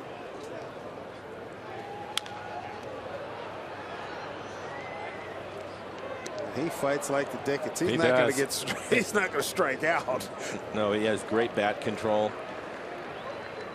And Carrasco throwing a lot of off-speed pitches to him, especially with 2 strikes. He will not overswing. He's just trying to put the ball in play. Coming into this season, 531 games. He struck out just 169 times. .353 on base percentage. It's a good number. I don't care who you are, where you're from, what league you're playing in. 1 out, nobody on here in the 5th. Indians with the run in the 3rd, a Napoli RBI double. 2 runs were walked in, 2 bases loaded walks in the 4th for this lead.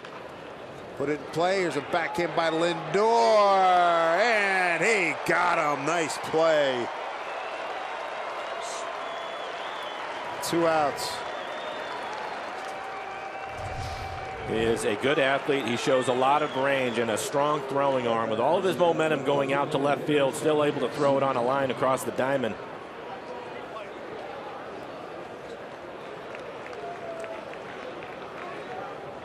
Well done. 2 outs, nobody on. Seth Smith, base hit, the center, and a walk so far. Tough one for Norrie.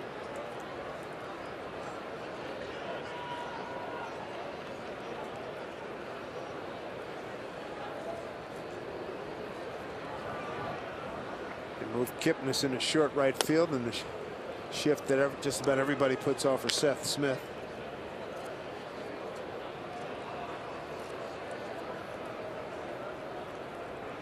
Wind still blowing in from right center field.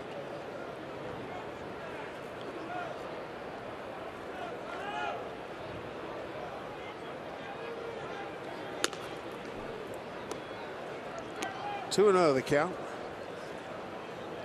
Oakland's tied it with the Yankees 1-1, end of 2. Toronto leads at Baltimore 1-0. Tampa Bay and Boston no score. They're in the second. Detroit and Kansas City likewise. Good matchup there.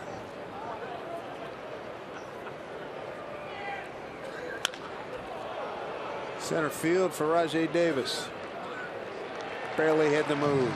Easy inning for Carrasco. He's retired the last 6 that he's faced. He's got a 3-0 lead.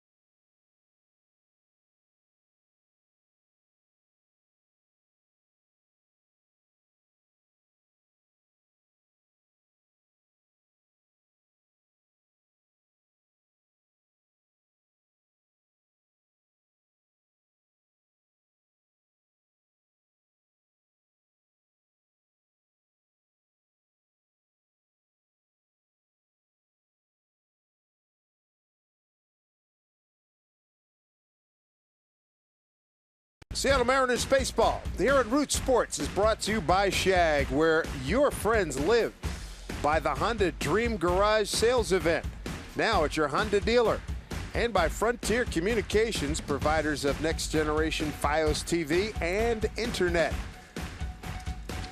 Very breezy night here in Cleveland. Rock and Roll Hall of Fame. Very short walk from here at Progressive Field. Dave Sims, Mike Blowers, and Root Sports crew. So look at Carlos Santana leading off the Indians' 5th. He's 0 for 2. Mike Montgomery on a relief of Wade Miley. Fly ball, easy play, Nelson Cruz.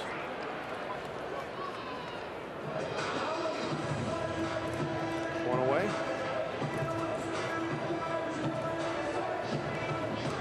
Beautiful sky above here, but the wind blowing in, and it topped at 21 miles per hour earlier this afternoon. Temperature was about 52 degrees, and checked on my my mobile unit, it's at, and the real feel is at 42. Yes, yes it is. And I believe it. Gomes chops one foul. Jan, the catcher, he's 1 for 2. The other part about the wind too, it's the gust, and the gust will cause problems for the outfielders. They can be fooled by it.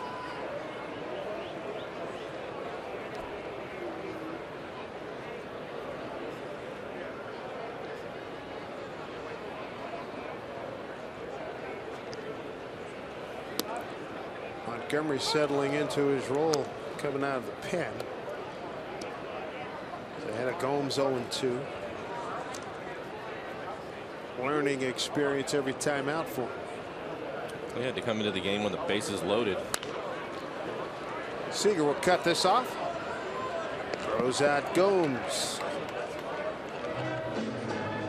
2 outs. Take a look at the Mariners calendar, brought to you by Sleep Train. This road trip continues. 2 more here, and then the final leg in Anaheim. Then come home. Divisional matchup with Houston. Mariners lost that season series last year to the Astros, and then the world champion Kansas City Royals come in before we hit the road again. Quick 2 outs. There's Marlon Byrd having a good night. 2 for 2 with the run scored.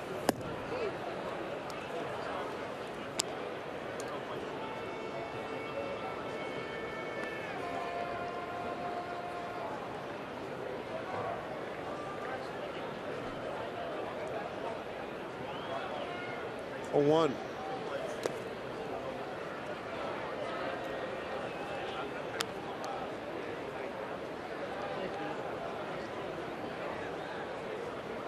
Byrd, a well-traveled veteran.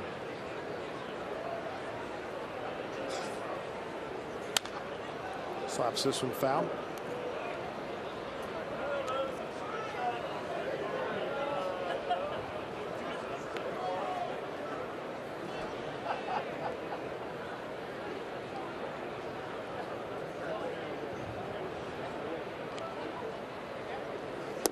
Swing and a miss. Very effective pitch by Mike Montgomery to go 1, 2, 3 in the 5th. When we come back, it'll be Cano, Cruz, and Seager. 3, 4, and 5, the big boys. See if they can get something going here.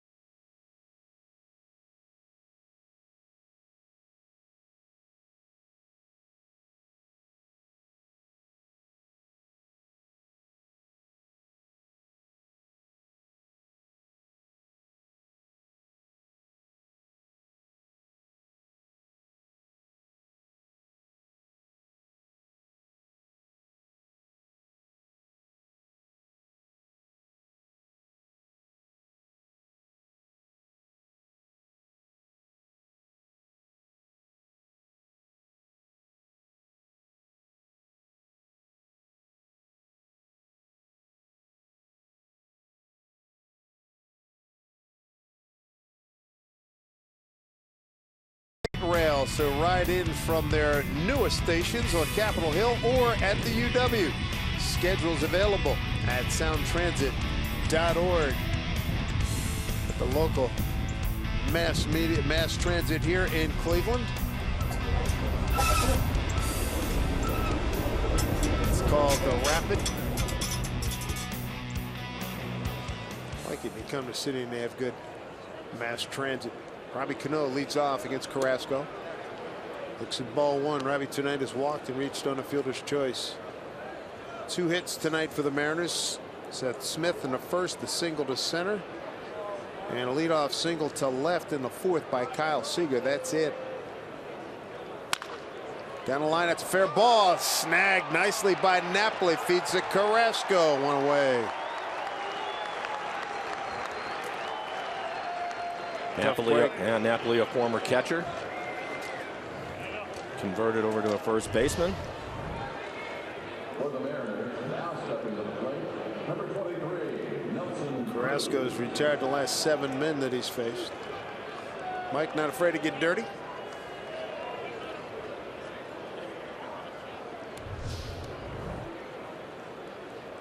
And Terry Francona going to make a trip out to the mound with the trainer, it looks like. Carrasco was stepped on earlier in the ball game. He and Cano on a foot race to first. And I'm wondering if it's still bothering him.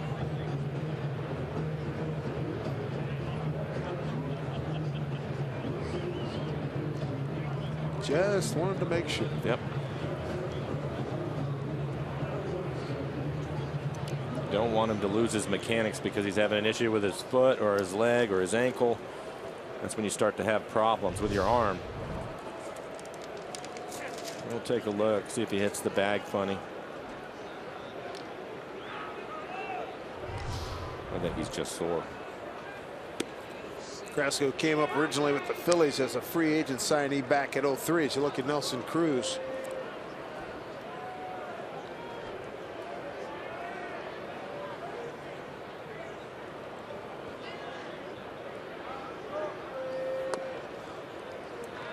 Cruz has twice struck out swinging, both on 0-2 pitches.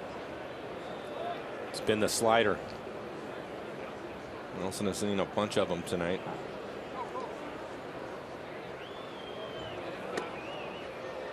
Inside 2-1.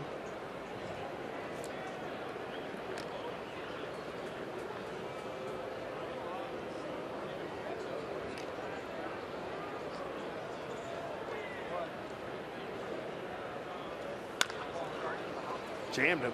There's Lindor. Throws him out, 2 outs.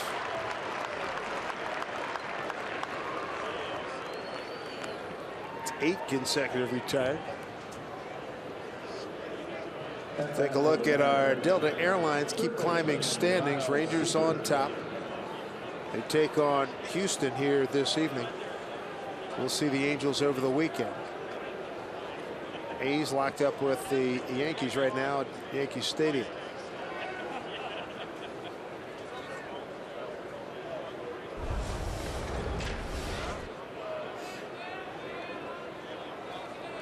Here's Kyle Seager. They put the predictable shift on for Kyle. Kipnis in short right field with the wind blowing in. The right fielder Calgill almost playing in his hip pocket. Talking about Kipnis.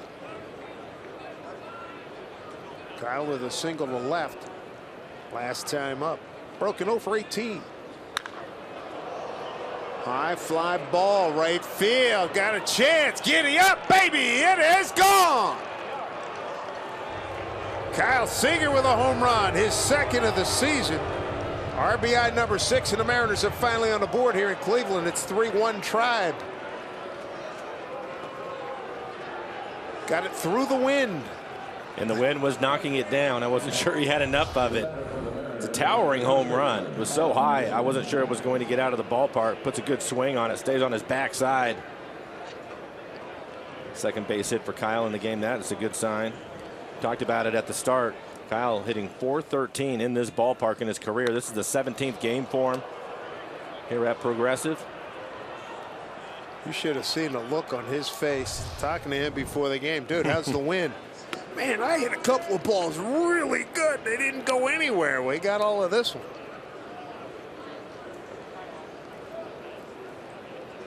Good for him. Second home run. Mariners on the board. It's 3-1.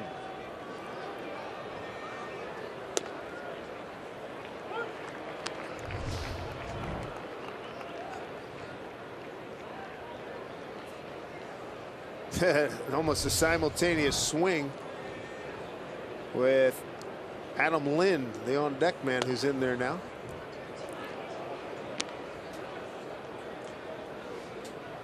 Lind looking for his first Mariner home run.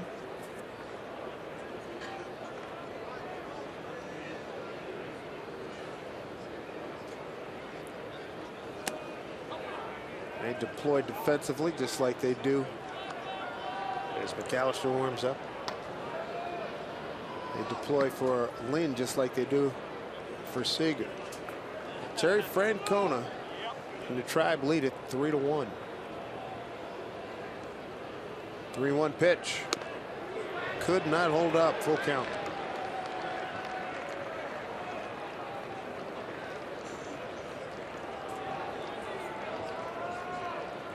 Lynn's been a big run producer for the bulk of his career. Big home run guy. At 35 back in 09 with Toronto. That's his career best. Hits it the other way, and it slices foul. Carrasco continues to keep the ball away from him.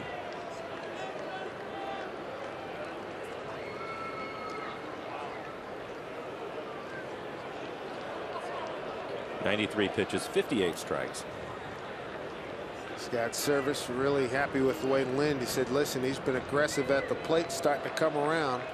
So hopefully those home run numbers will start picking up. Hits this one hard.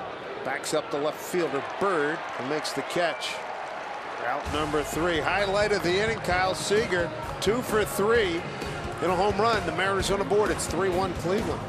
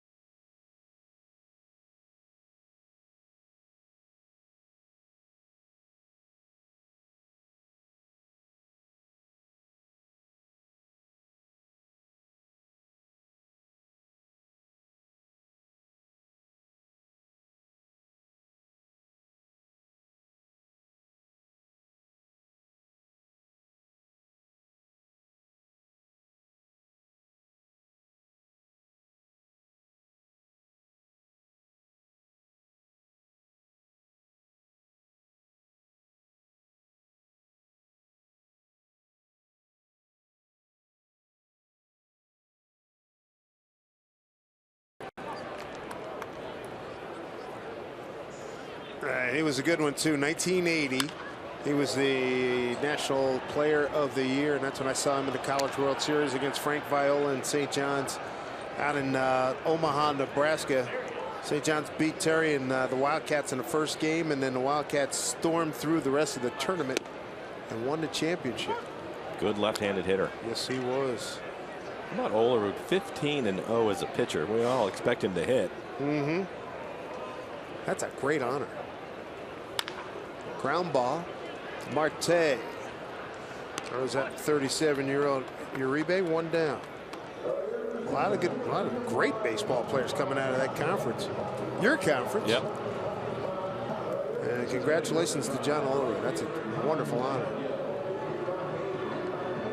One away here in the 6th. Mike Montgomery on in relief of starter Wade Miley, who left after 3 2/3, 9 hits, 3 runs, all earned, 4 walks, 2 of them in walked in runs, forced in runs, bases loaded, and 2 strikeouts. Down the line, going foul. It's off the bat of Colin Cowgill. He's 0 for 1 with a walk. Thinking of John and watching him play all those years, long career, he's one of the few hitters I've ever seen that never had to change his approach. Even as he was getting older, it never changed from when he first came to the big leagues to the time that he was finished. What a hitter. 93 93. I saw a lot of him. He was with Toronto that year. Yep. Yeah, they hit when they had the great club. Number. Cano, not a great throw, but he gets him. I think John went right to the big leagues out of college.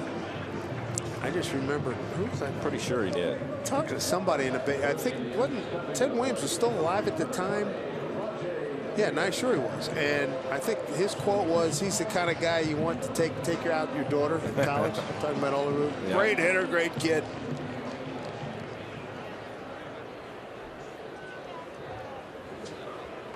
Monty's done a nice job. Retired all 6 men he's faced to this point. Top of the order, and Rajai Davis.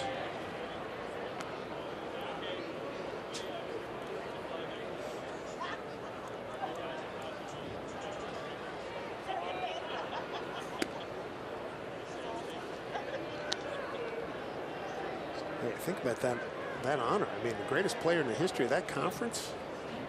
And all the players that have come out of there, that's amazing. It is amazing, and I can't argue with the pick. It's very impressive. 15-0 with 23 home runs.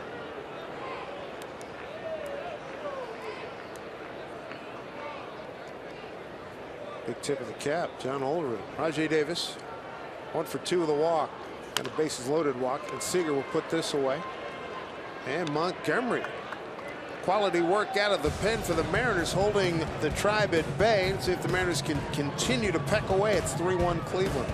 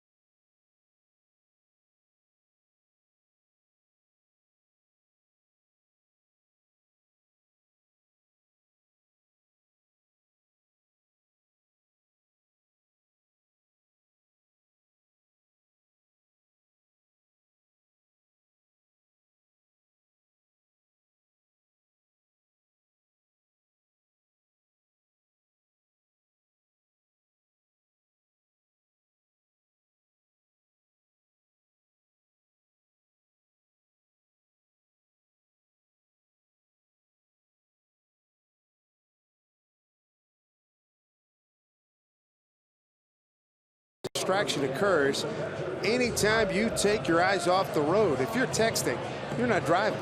Let's reach our target zero goal together.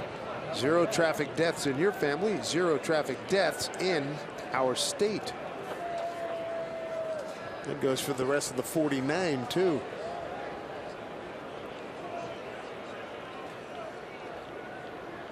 Chris Iannetta leads off, lined out to left, flied out to left.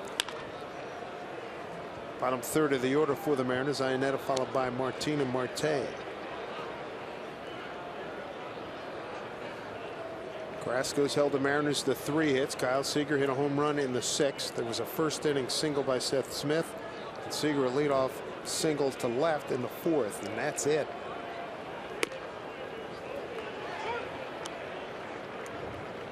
One 2 to Chris.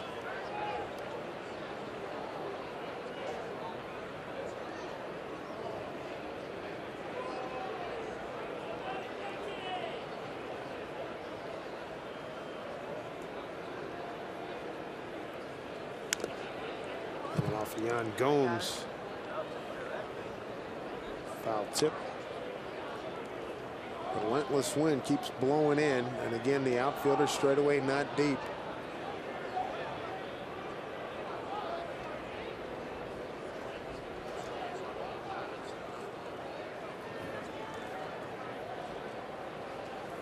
Put it up high and delivers a ball. We go to Chicago twice this year. Play the Cubbies end of July, Sox the end of August. But be interesting as McAllister heats up again. Being in Wrigley Field late July should be interesting. It'll be fun, is what it'll be. I'm looking forward to it. Yeah, this will be our second trip in.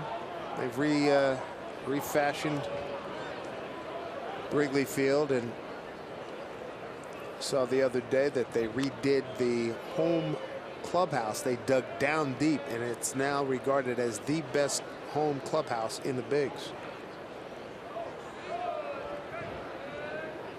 It's on with an MLB Central. Matt Vesgersian and Lauren Shahadi and John Smoltz on Friday, and Ryan Dempster was there giving us a tour. That thing it looks phenomenal. Swing and a miss, and Ionetta is gone. Strikeout number 5 for Carlos Carrasco. The 4th annual Mariners Beard Hat Night come in handy here this evening. It's set for Friday, April 29th against the Royals. For each of the first 20,000 fans, visit Mariners.com for tickets to Beard Hat Night. And once you put it on, your face may not let you take it off. Manny Martin took a cold 3rd strike last time. Carrasco now at 101 pitches, 65 strikes.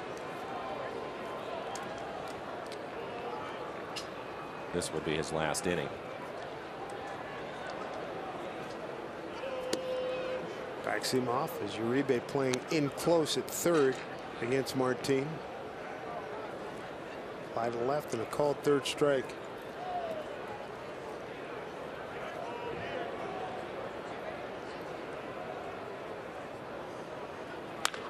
Well stroked down the line. Fair ball. Extra bases for Martin.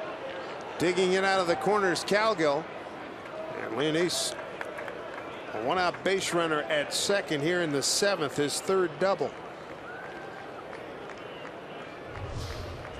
We'll take a look at the swing on the off-speed pitch. A little change up at 87 miles an hour. Able to stay on it and drive it into the corner.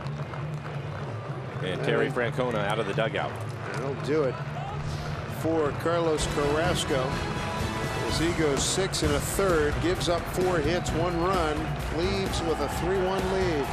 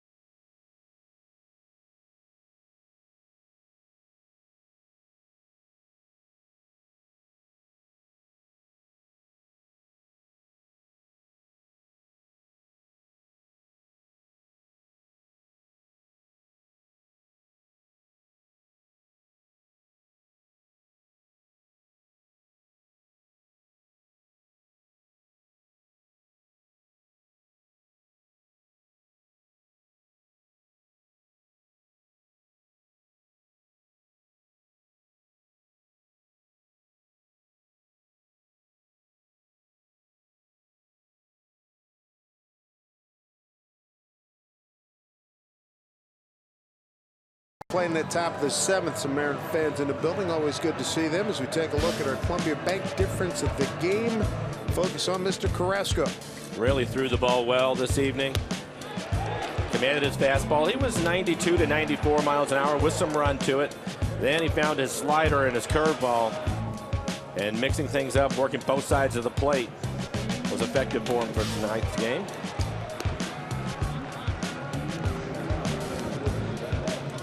6 1/3, 4 hits, one run. It was the solo home run by Kyle Seager. He is responsible for Martin, who's out at second base right now. 3 walks, 5 strikeouts. He threw 103 pitches, 66 strikes.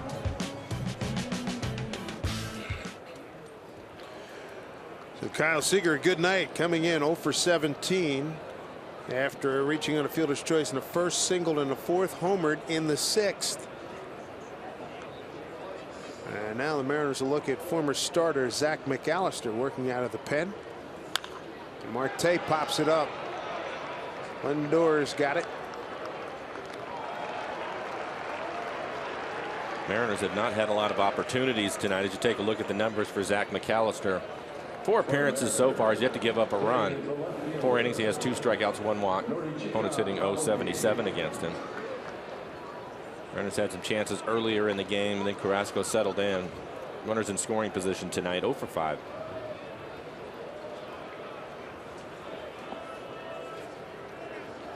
Top of the order, Nori Aoki, 0 for 3. Robbed by Lindor, and a nice play in a hole, dug it out and threw him out. First base.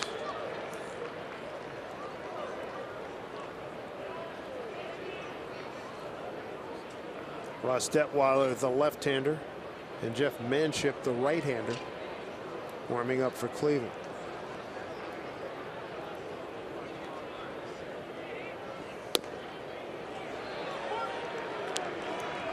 Nori in an 0-2 hole here. 2 outs, runner at second.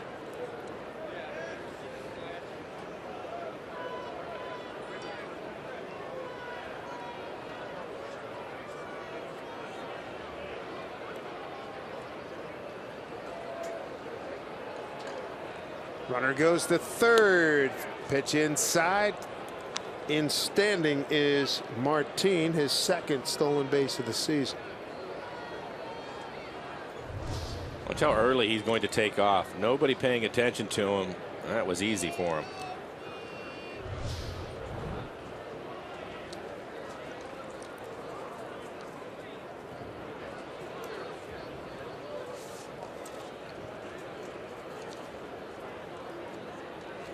Zach McAllister out of Chillicothe, Illinois.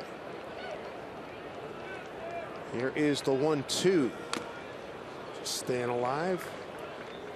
Aoki 2 for 7 against Zach. His best fastball so far, 95 miles an hour.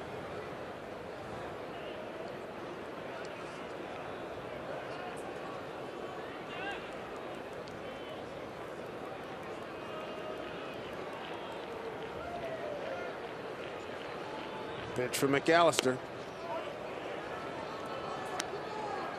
Taken for ball 2. 2-2.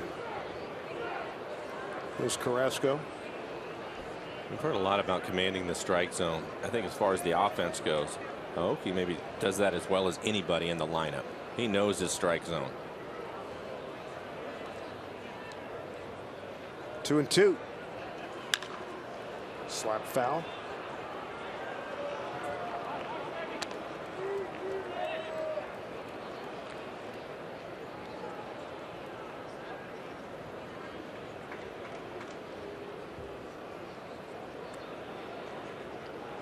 Aoki battling Zach McAllister. They switched him from a starter last year. He appeared in 61 games. 4-4 record of 3.00 ERA. 2014 season he started 15 games of his 22. And a swing and a miss. Aoki's gone. Runner stranded at third. To the home 7th we go here in Cleveland. Indians lead at 3-1.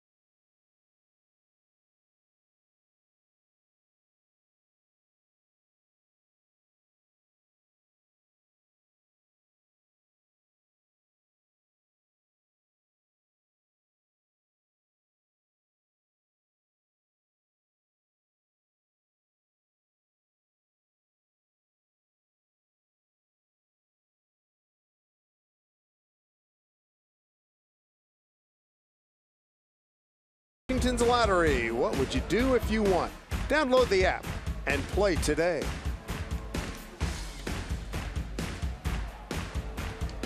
3-1 Indians. Dave Sims, Mike Flowers, Root Sports Crew. Hey, you win that lottery, buy as many nachos as you need. Mariners offense been stymied here tonight. Only one run off a Kyle Seager home run in the sixth, beg your pardon. And a nice chilly night. That's got to be some good eats.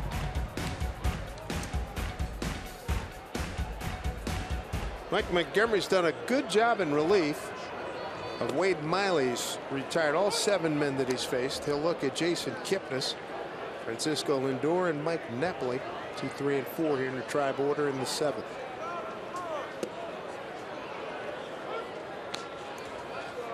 Kipnis tonight is 1 for 3.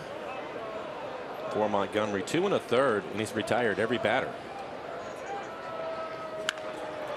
Right to Marte, 1 down. And 1 away. 8 consecutive retired here by Monty. Time now for our Geico This Date in MLB history. Just a year ago, Mariners overcome a pair of 5-run deficits. The last a 10-5 hole heading into the 7th to beat the Rangers 11-10.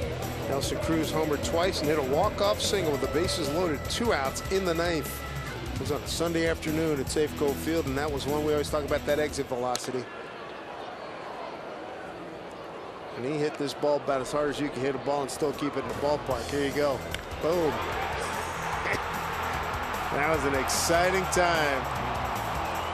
Big win. I think the exit velocity stayed at the top of the list for a long time.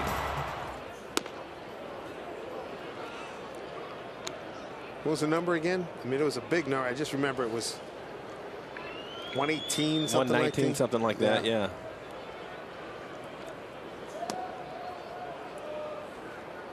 One to Lindor, who singled, doubled, walked, and drove in a run with that bases loaded walk. That was in the 4th.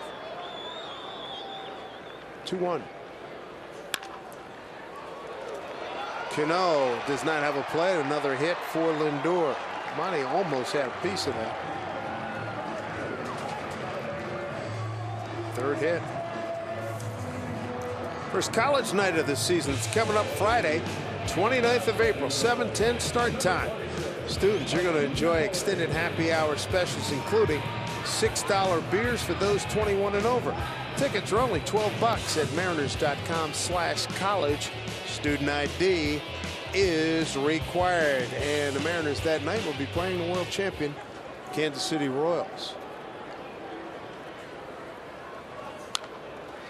Napoli fouls one back, and a base hit by Lindor ends a run of 8 consecutive hitters retired by Mike Montgomery since coming on in relief. He's had a good fastball tonight. He's topped out at 95. Starting to mix in his curveball and changeup a little bit more.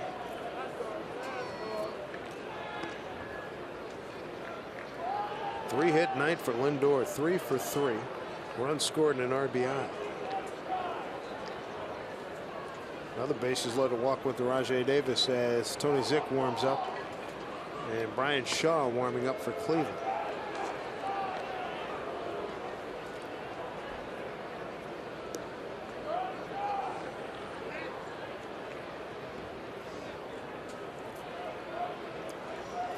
Happily got the scoring started in the 3rd, an RBI double.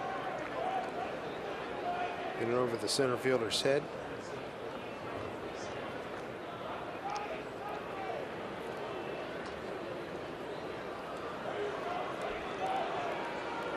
Wade Miley started first 3 innings, got out of trouble with a double play in each inning, and then things fell apart in the 4th. 8 men to the plate, 2 runs on 1 hit. They left them loaded. They forced in 2 runs with bases loaded walks.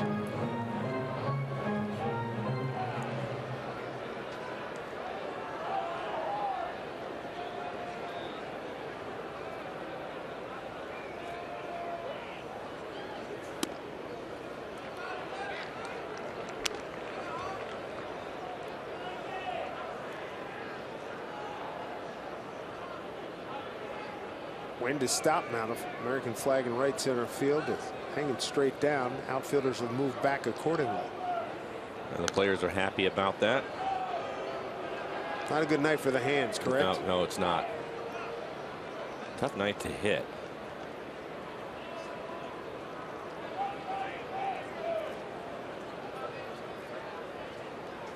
One to Napoli. It's in there for a strike.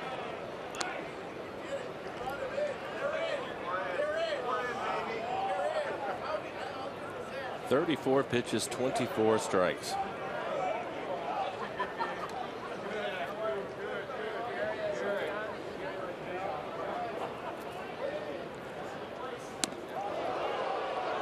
Two and two.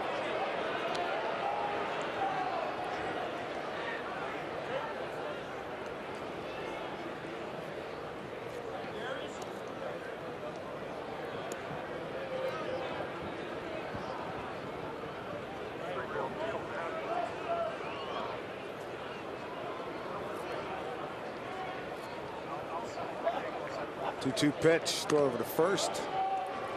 Lindor had a little bit bigger lead that time. Mike noticed it.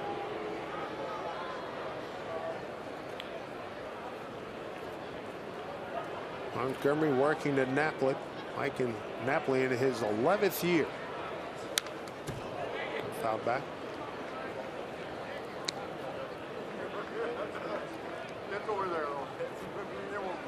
In his 11 years, Mike's hit 206 home runs. Had a nice run with the Angels. He had 20. Then 20 again. 26 goes to Texas. Hit 30, 24. Then Boston, he hit 23 and 17. 2-2. Full count. The on-deck hitter, Carlos Santana. He's 0 for 3.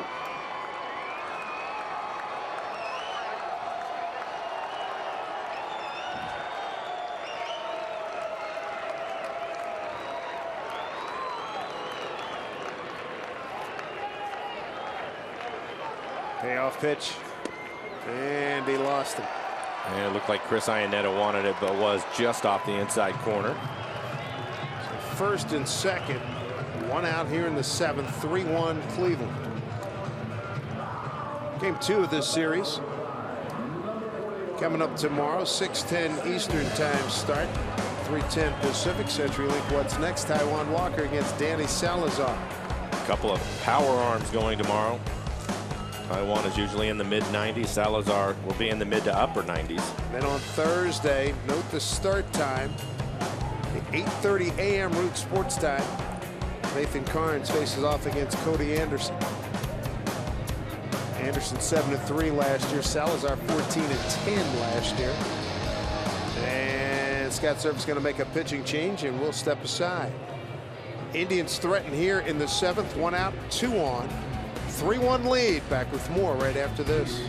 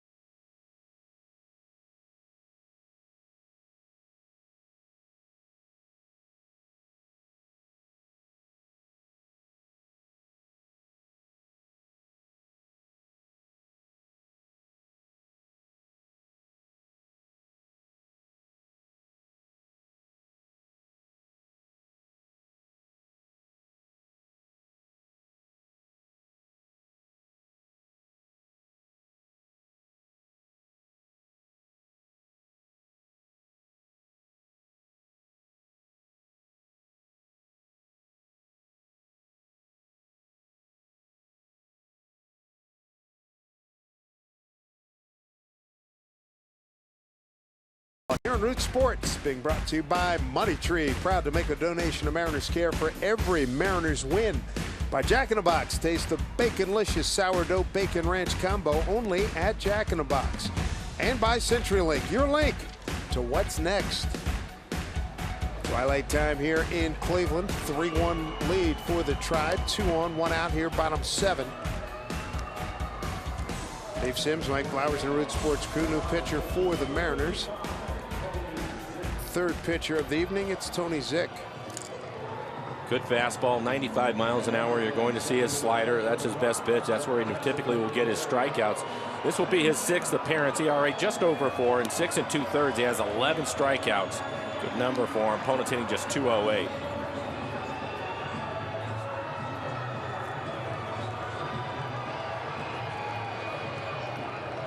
We'll turn Carlos Santana around, switch hitter. DHing tonight. He's 0 for 3. 3 flyouts. Deepest one he hit was against Wade Miley in the 3rd. It was run down in the deep in the right center field area by Nelson Cruz.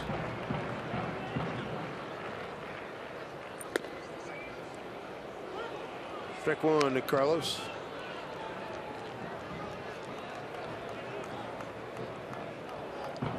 Cleveland pitching's held the Mariners to a run on 4 hits. The only run coming on a Kyle Seager home run in the 6th. The Indians are 2 for 7 runners in scoring position. They came into the game as a team hitting just .218.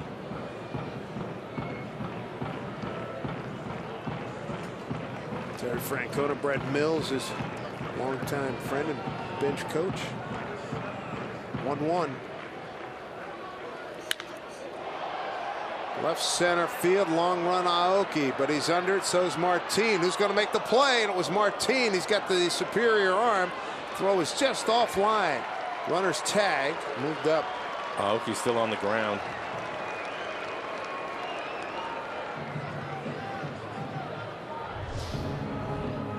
Couldn't tell. We'll see here. Step the contact. on him. Kick that left ankle hard. On a cold night, that's not a good feel. I think they were both calling for it, and Martin never heard it.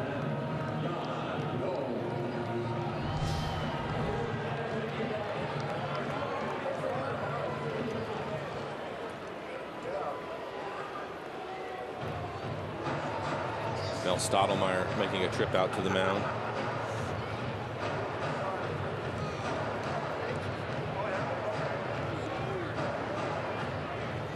Nori a few seconds to walk it off. He's clearly bothered by it.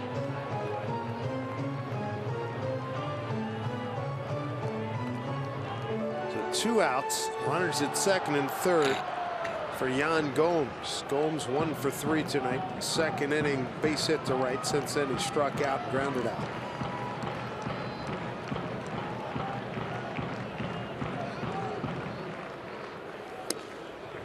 Heck of a save there by Iannetta.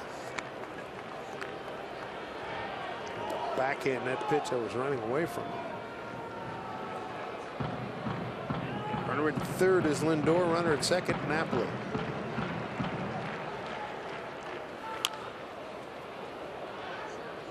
One.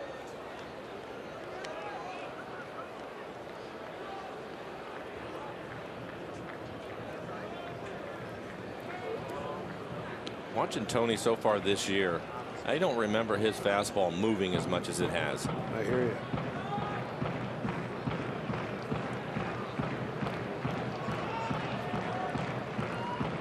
One. Slow roller. Here's Marte. Nice play to throw him out. No runs, a hit, no errors, 2 left, 7 in the books. It's 3-1 Cleveland.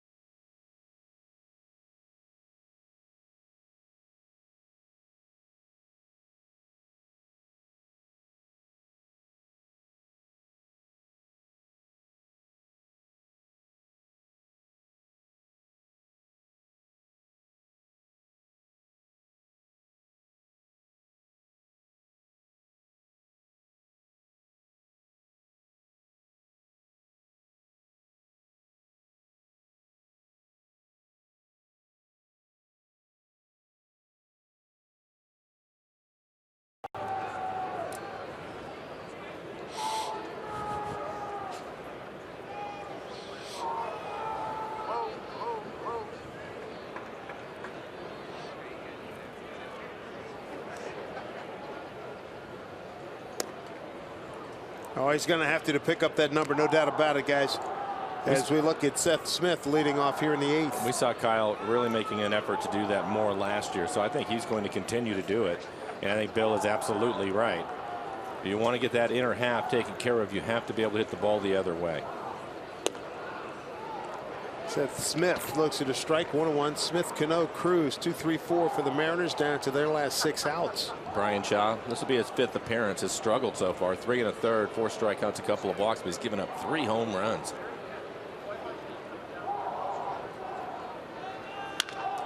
Ground ball to the shortstop on the right side of the infield. 2-1 away. Here in the 8th inning. Make sure you follow Mariner Baseball live with the MLB.com at-bat app. Stay up to the moment with game day, live game video highlights, StatCast, news, and more. Download MLB.com at-bat, the #1 app for live baseball on your phone or tablet. 1 out for Nelson. Make that for Robinson Cano, to be followed by Nelson Cruz.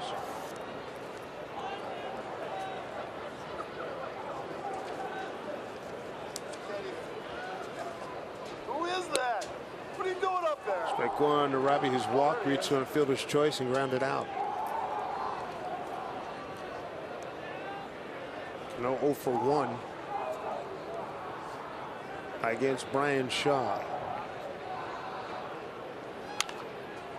Cleveland's defense is straight up, except for Lindor, the shortstop, playing more towards the middle of the field.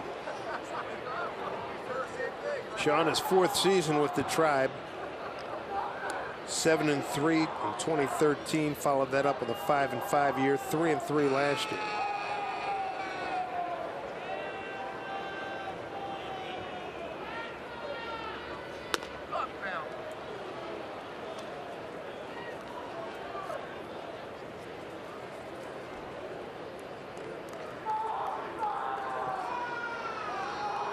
Unfortunate word broadcast over our airwaves. We apologize for that.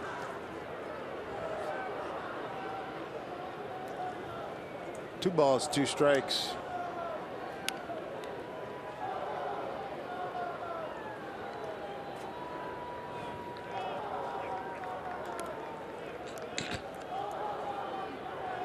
And again, the wind is not the factor it was at the beginning of the ball game. Shaw had a good count.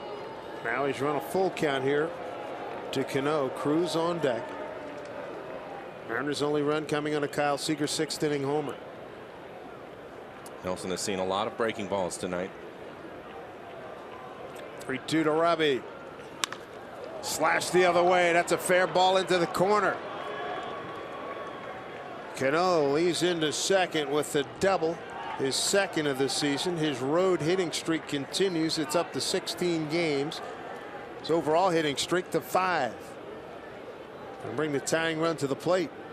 And the Mariners have not had a lot of opportunities to drive in runs, but they're going to get one now with him at second base. Runners in scoring position, 0 for 6. See that fastball probably just off the outside corner. He drives it into left field.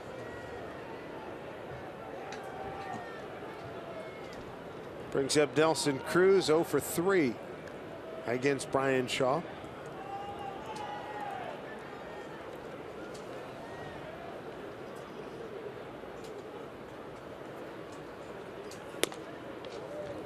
Strike 1 to Nelson. Struck out on an 0-2 pitch in the 1st and in the 3rd at the hands of Carrasco.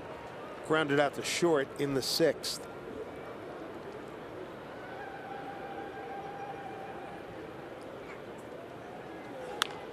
Look out. Whew, almost got the ball boy. He was paying attention. And that's an example of Nelson seeing all those breaking balls and probably looking for it.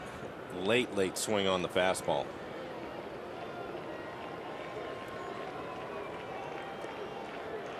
Well, he's behind 0-2, 1 out. Cano at second base.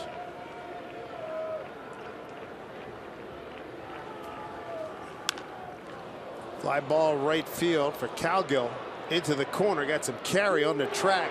Cano will tag. Get the 3rd easily. 2 outs. Let's take a look at our Jimmy John's delivery of the game, and it came swiftly. A 1-0 pitch to Kyle Seager, and kaboom! Slider in the middle of the plate, towering home run. For Kyle, his second home run on the season.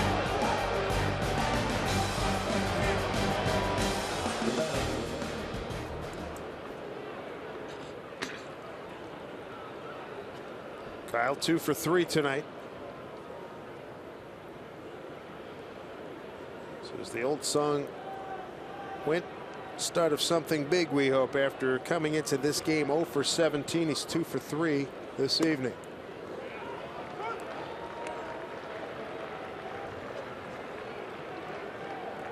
Seager 0 for 2 against Brian Shaw, third pitcher tonight for Cleveland.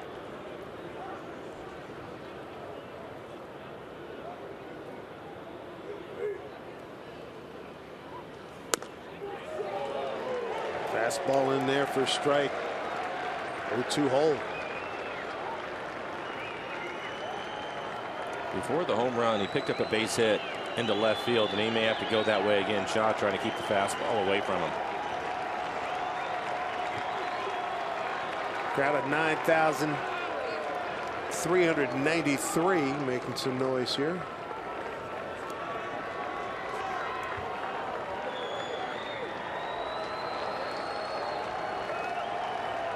Oh, and 2 pitch coming here to Seager. Ball 1.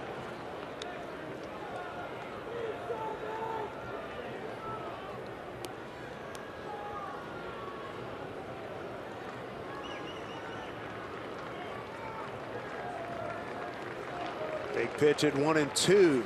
Struck him out. Inning over for the Mariners. No runs, a hit, no errors, a man left. Go to the home 8th in Cleveland. Tried 3-1.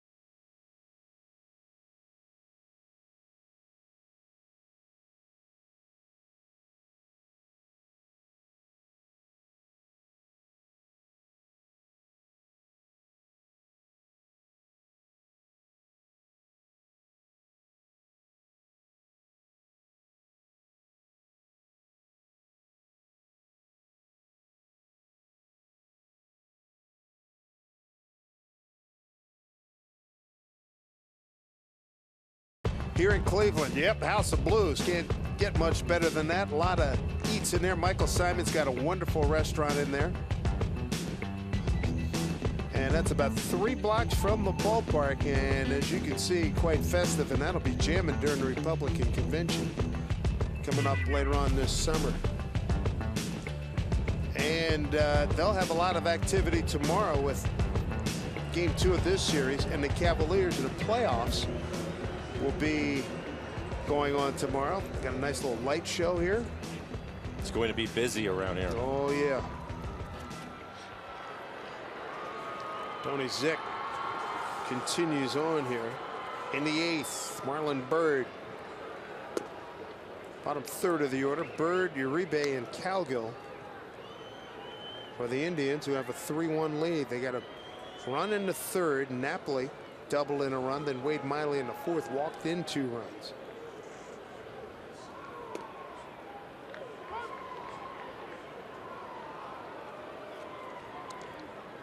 Cody Allen, closer, getting loose for the Indians. Hard throwing right-hander.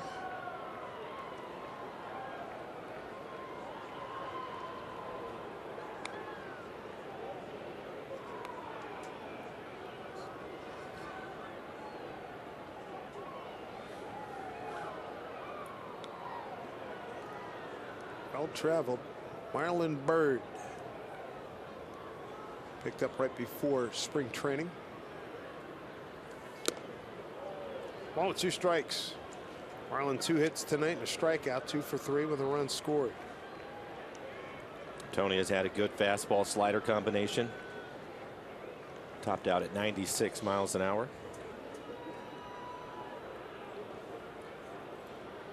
1-2 pitch. Easy play for Cruz. 1 out here in the 8th.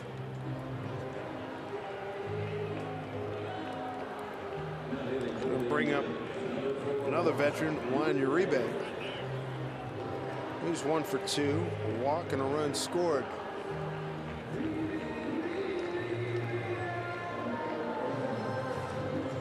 "37 years young, Juan Uribe." Dodgers, Atlanta, and the Mets last season. Previously in his career, the Rockies, White Sox, and the Giants. He's had some big hits in his career. Yes, he has.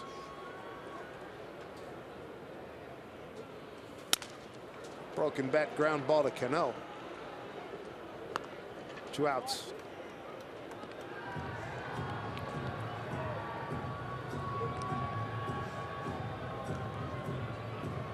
And that'll bring up Colin Cowgill. 0 for 2 with a walk. Mariners top of the 9th. Adam Lynn, Chris Iannetta, and Leonys Martin down 3-1. First, Zick needs to put Cowgill away.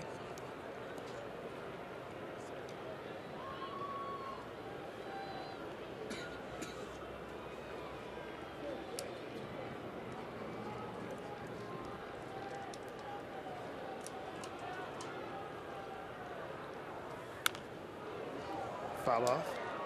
Center fielder Martin playing about 4 or 5 steps towards right center for Cowgill against hard-throwing Tony Zick.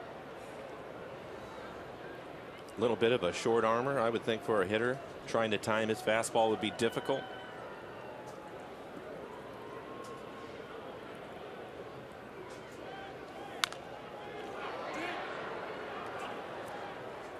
Oh, 2.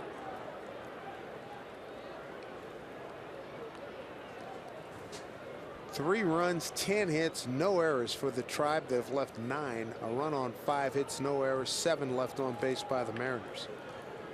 The only run for Seattle, Kyle Seager's 6th inning home run. It's his 2nd of the season. 2-hit night for him.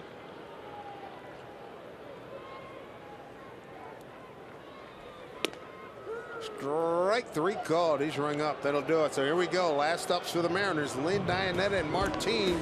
Gets hard-throwing right-hander Cody Allen.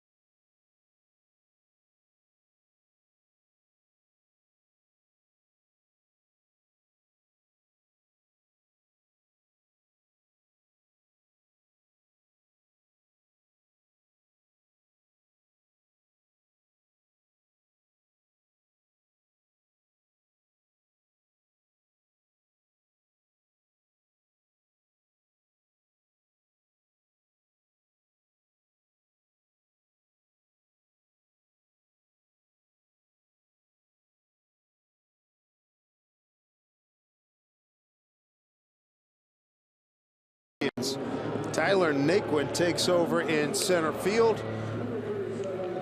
Moving from center field to left field is Rajay Davis. Marlon Byrd takes a seat on the bench. And the new pitcher's Cody Allen. 4 appearances for him, a 4.91 ERA. 3 saves and 3 opportunities, and 3 2/3. Has a couple of strikeouts, 2 walks, giving up 1 home run. Opponents hitting just 154. Good fastball. He'll be in the mid-90s. Hard breaking ball. Tough to lay off of. First hitter is going to be Adam Lind. Lind 1 for 2 career against Allen tonight. Adams 0 for 3. Shift on with Kipnis in short right field, the second baseman.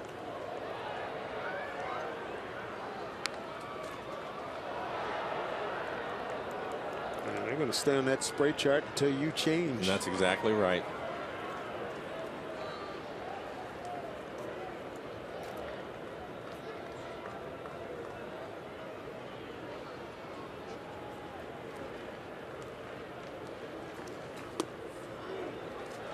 Adam behind quickly, 0-2.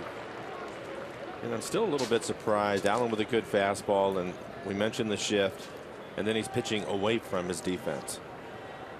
Yeah, go figure. Hit it the other way. That will stay fair. And it gets away from Davis, and Adam Lind a leadoff double. Good 0-2 pitch hitting there for Adam, his second double. And again, a fastball away from him, elevated.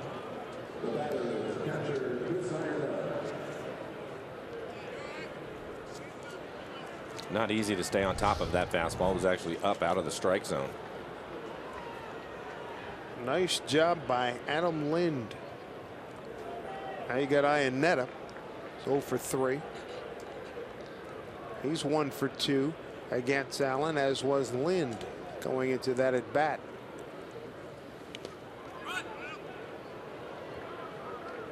Iannetta representing the tying run. Terry Francona's ball club's led all the way.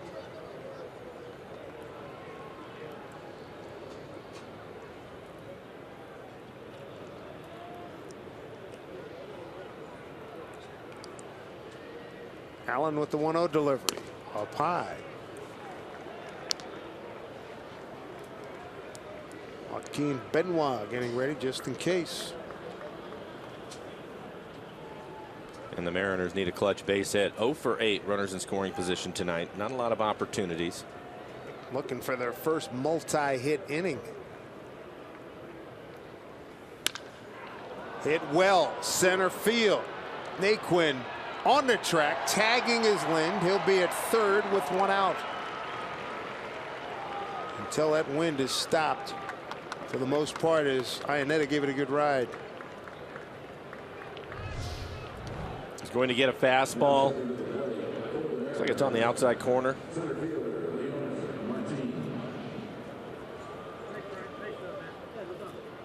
We saw Naquin in spring training. He can cover a lot of ground, as you see the flags out there knocking that ball down. It's picked up in the last few minutes. Brings up Martin, a double and a stolen base back in the 7th. He's 3 for 4 against Cody Allen.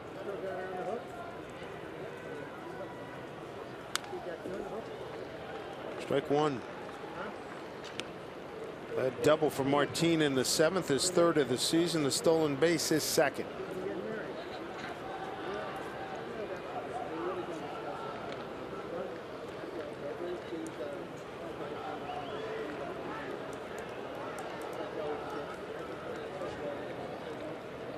And at third is Uribe on the grass. And breaking ball just got a piece of it, 0-2.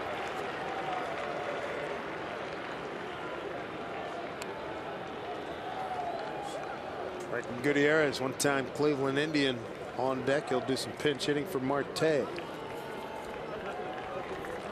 Marte, walk, strike out, and a pop-up.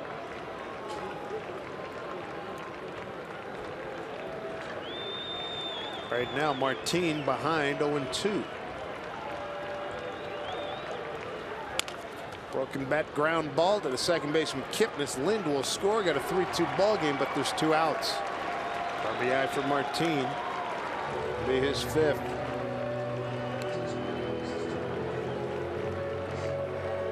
And Gutierrez is going to hit. 2 outs, hoping that he can run into one. He had 15 home runs last year.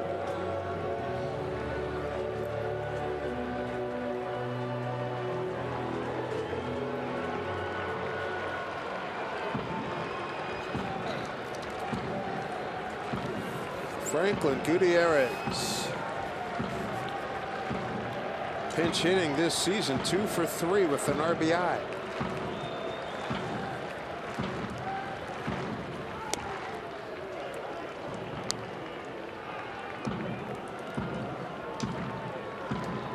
Wind starting to blow in again pretty hard. Naquin, the center fielder, shading towards right, expecting him to hit the ball the other way. Got good power to right center. Bob back 1-1.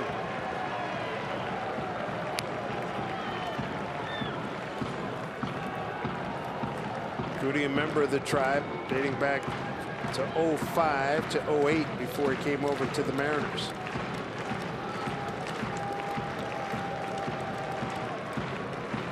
One count, 2 outs, a run in, 3-2 Indians.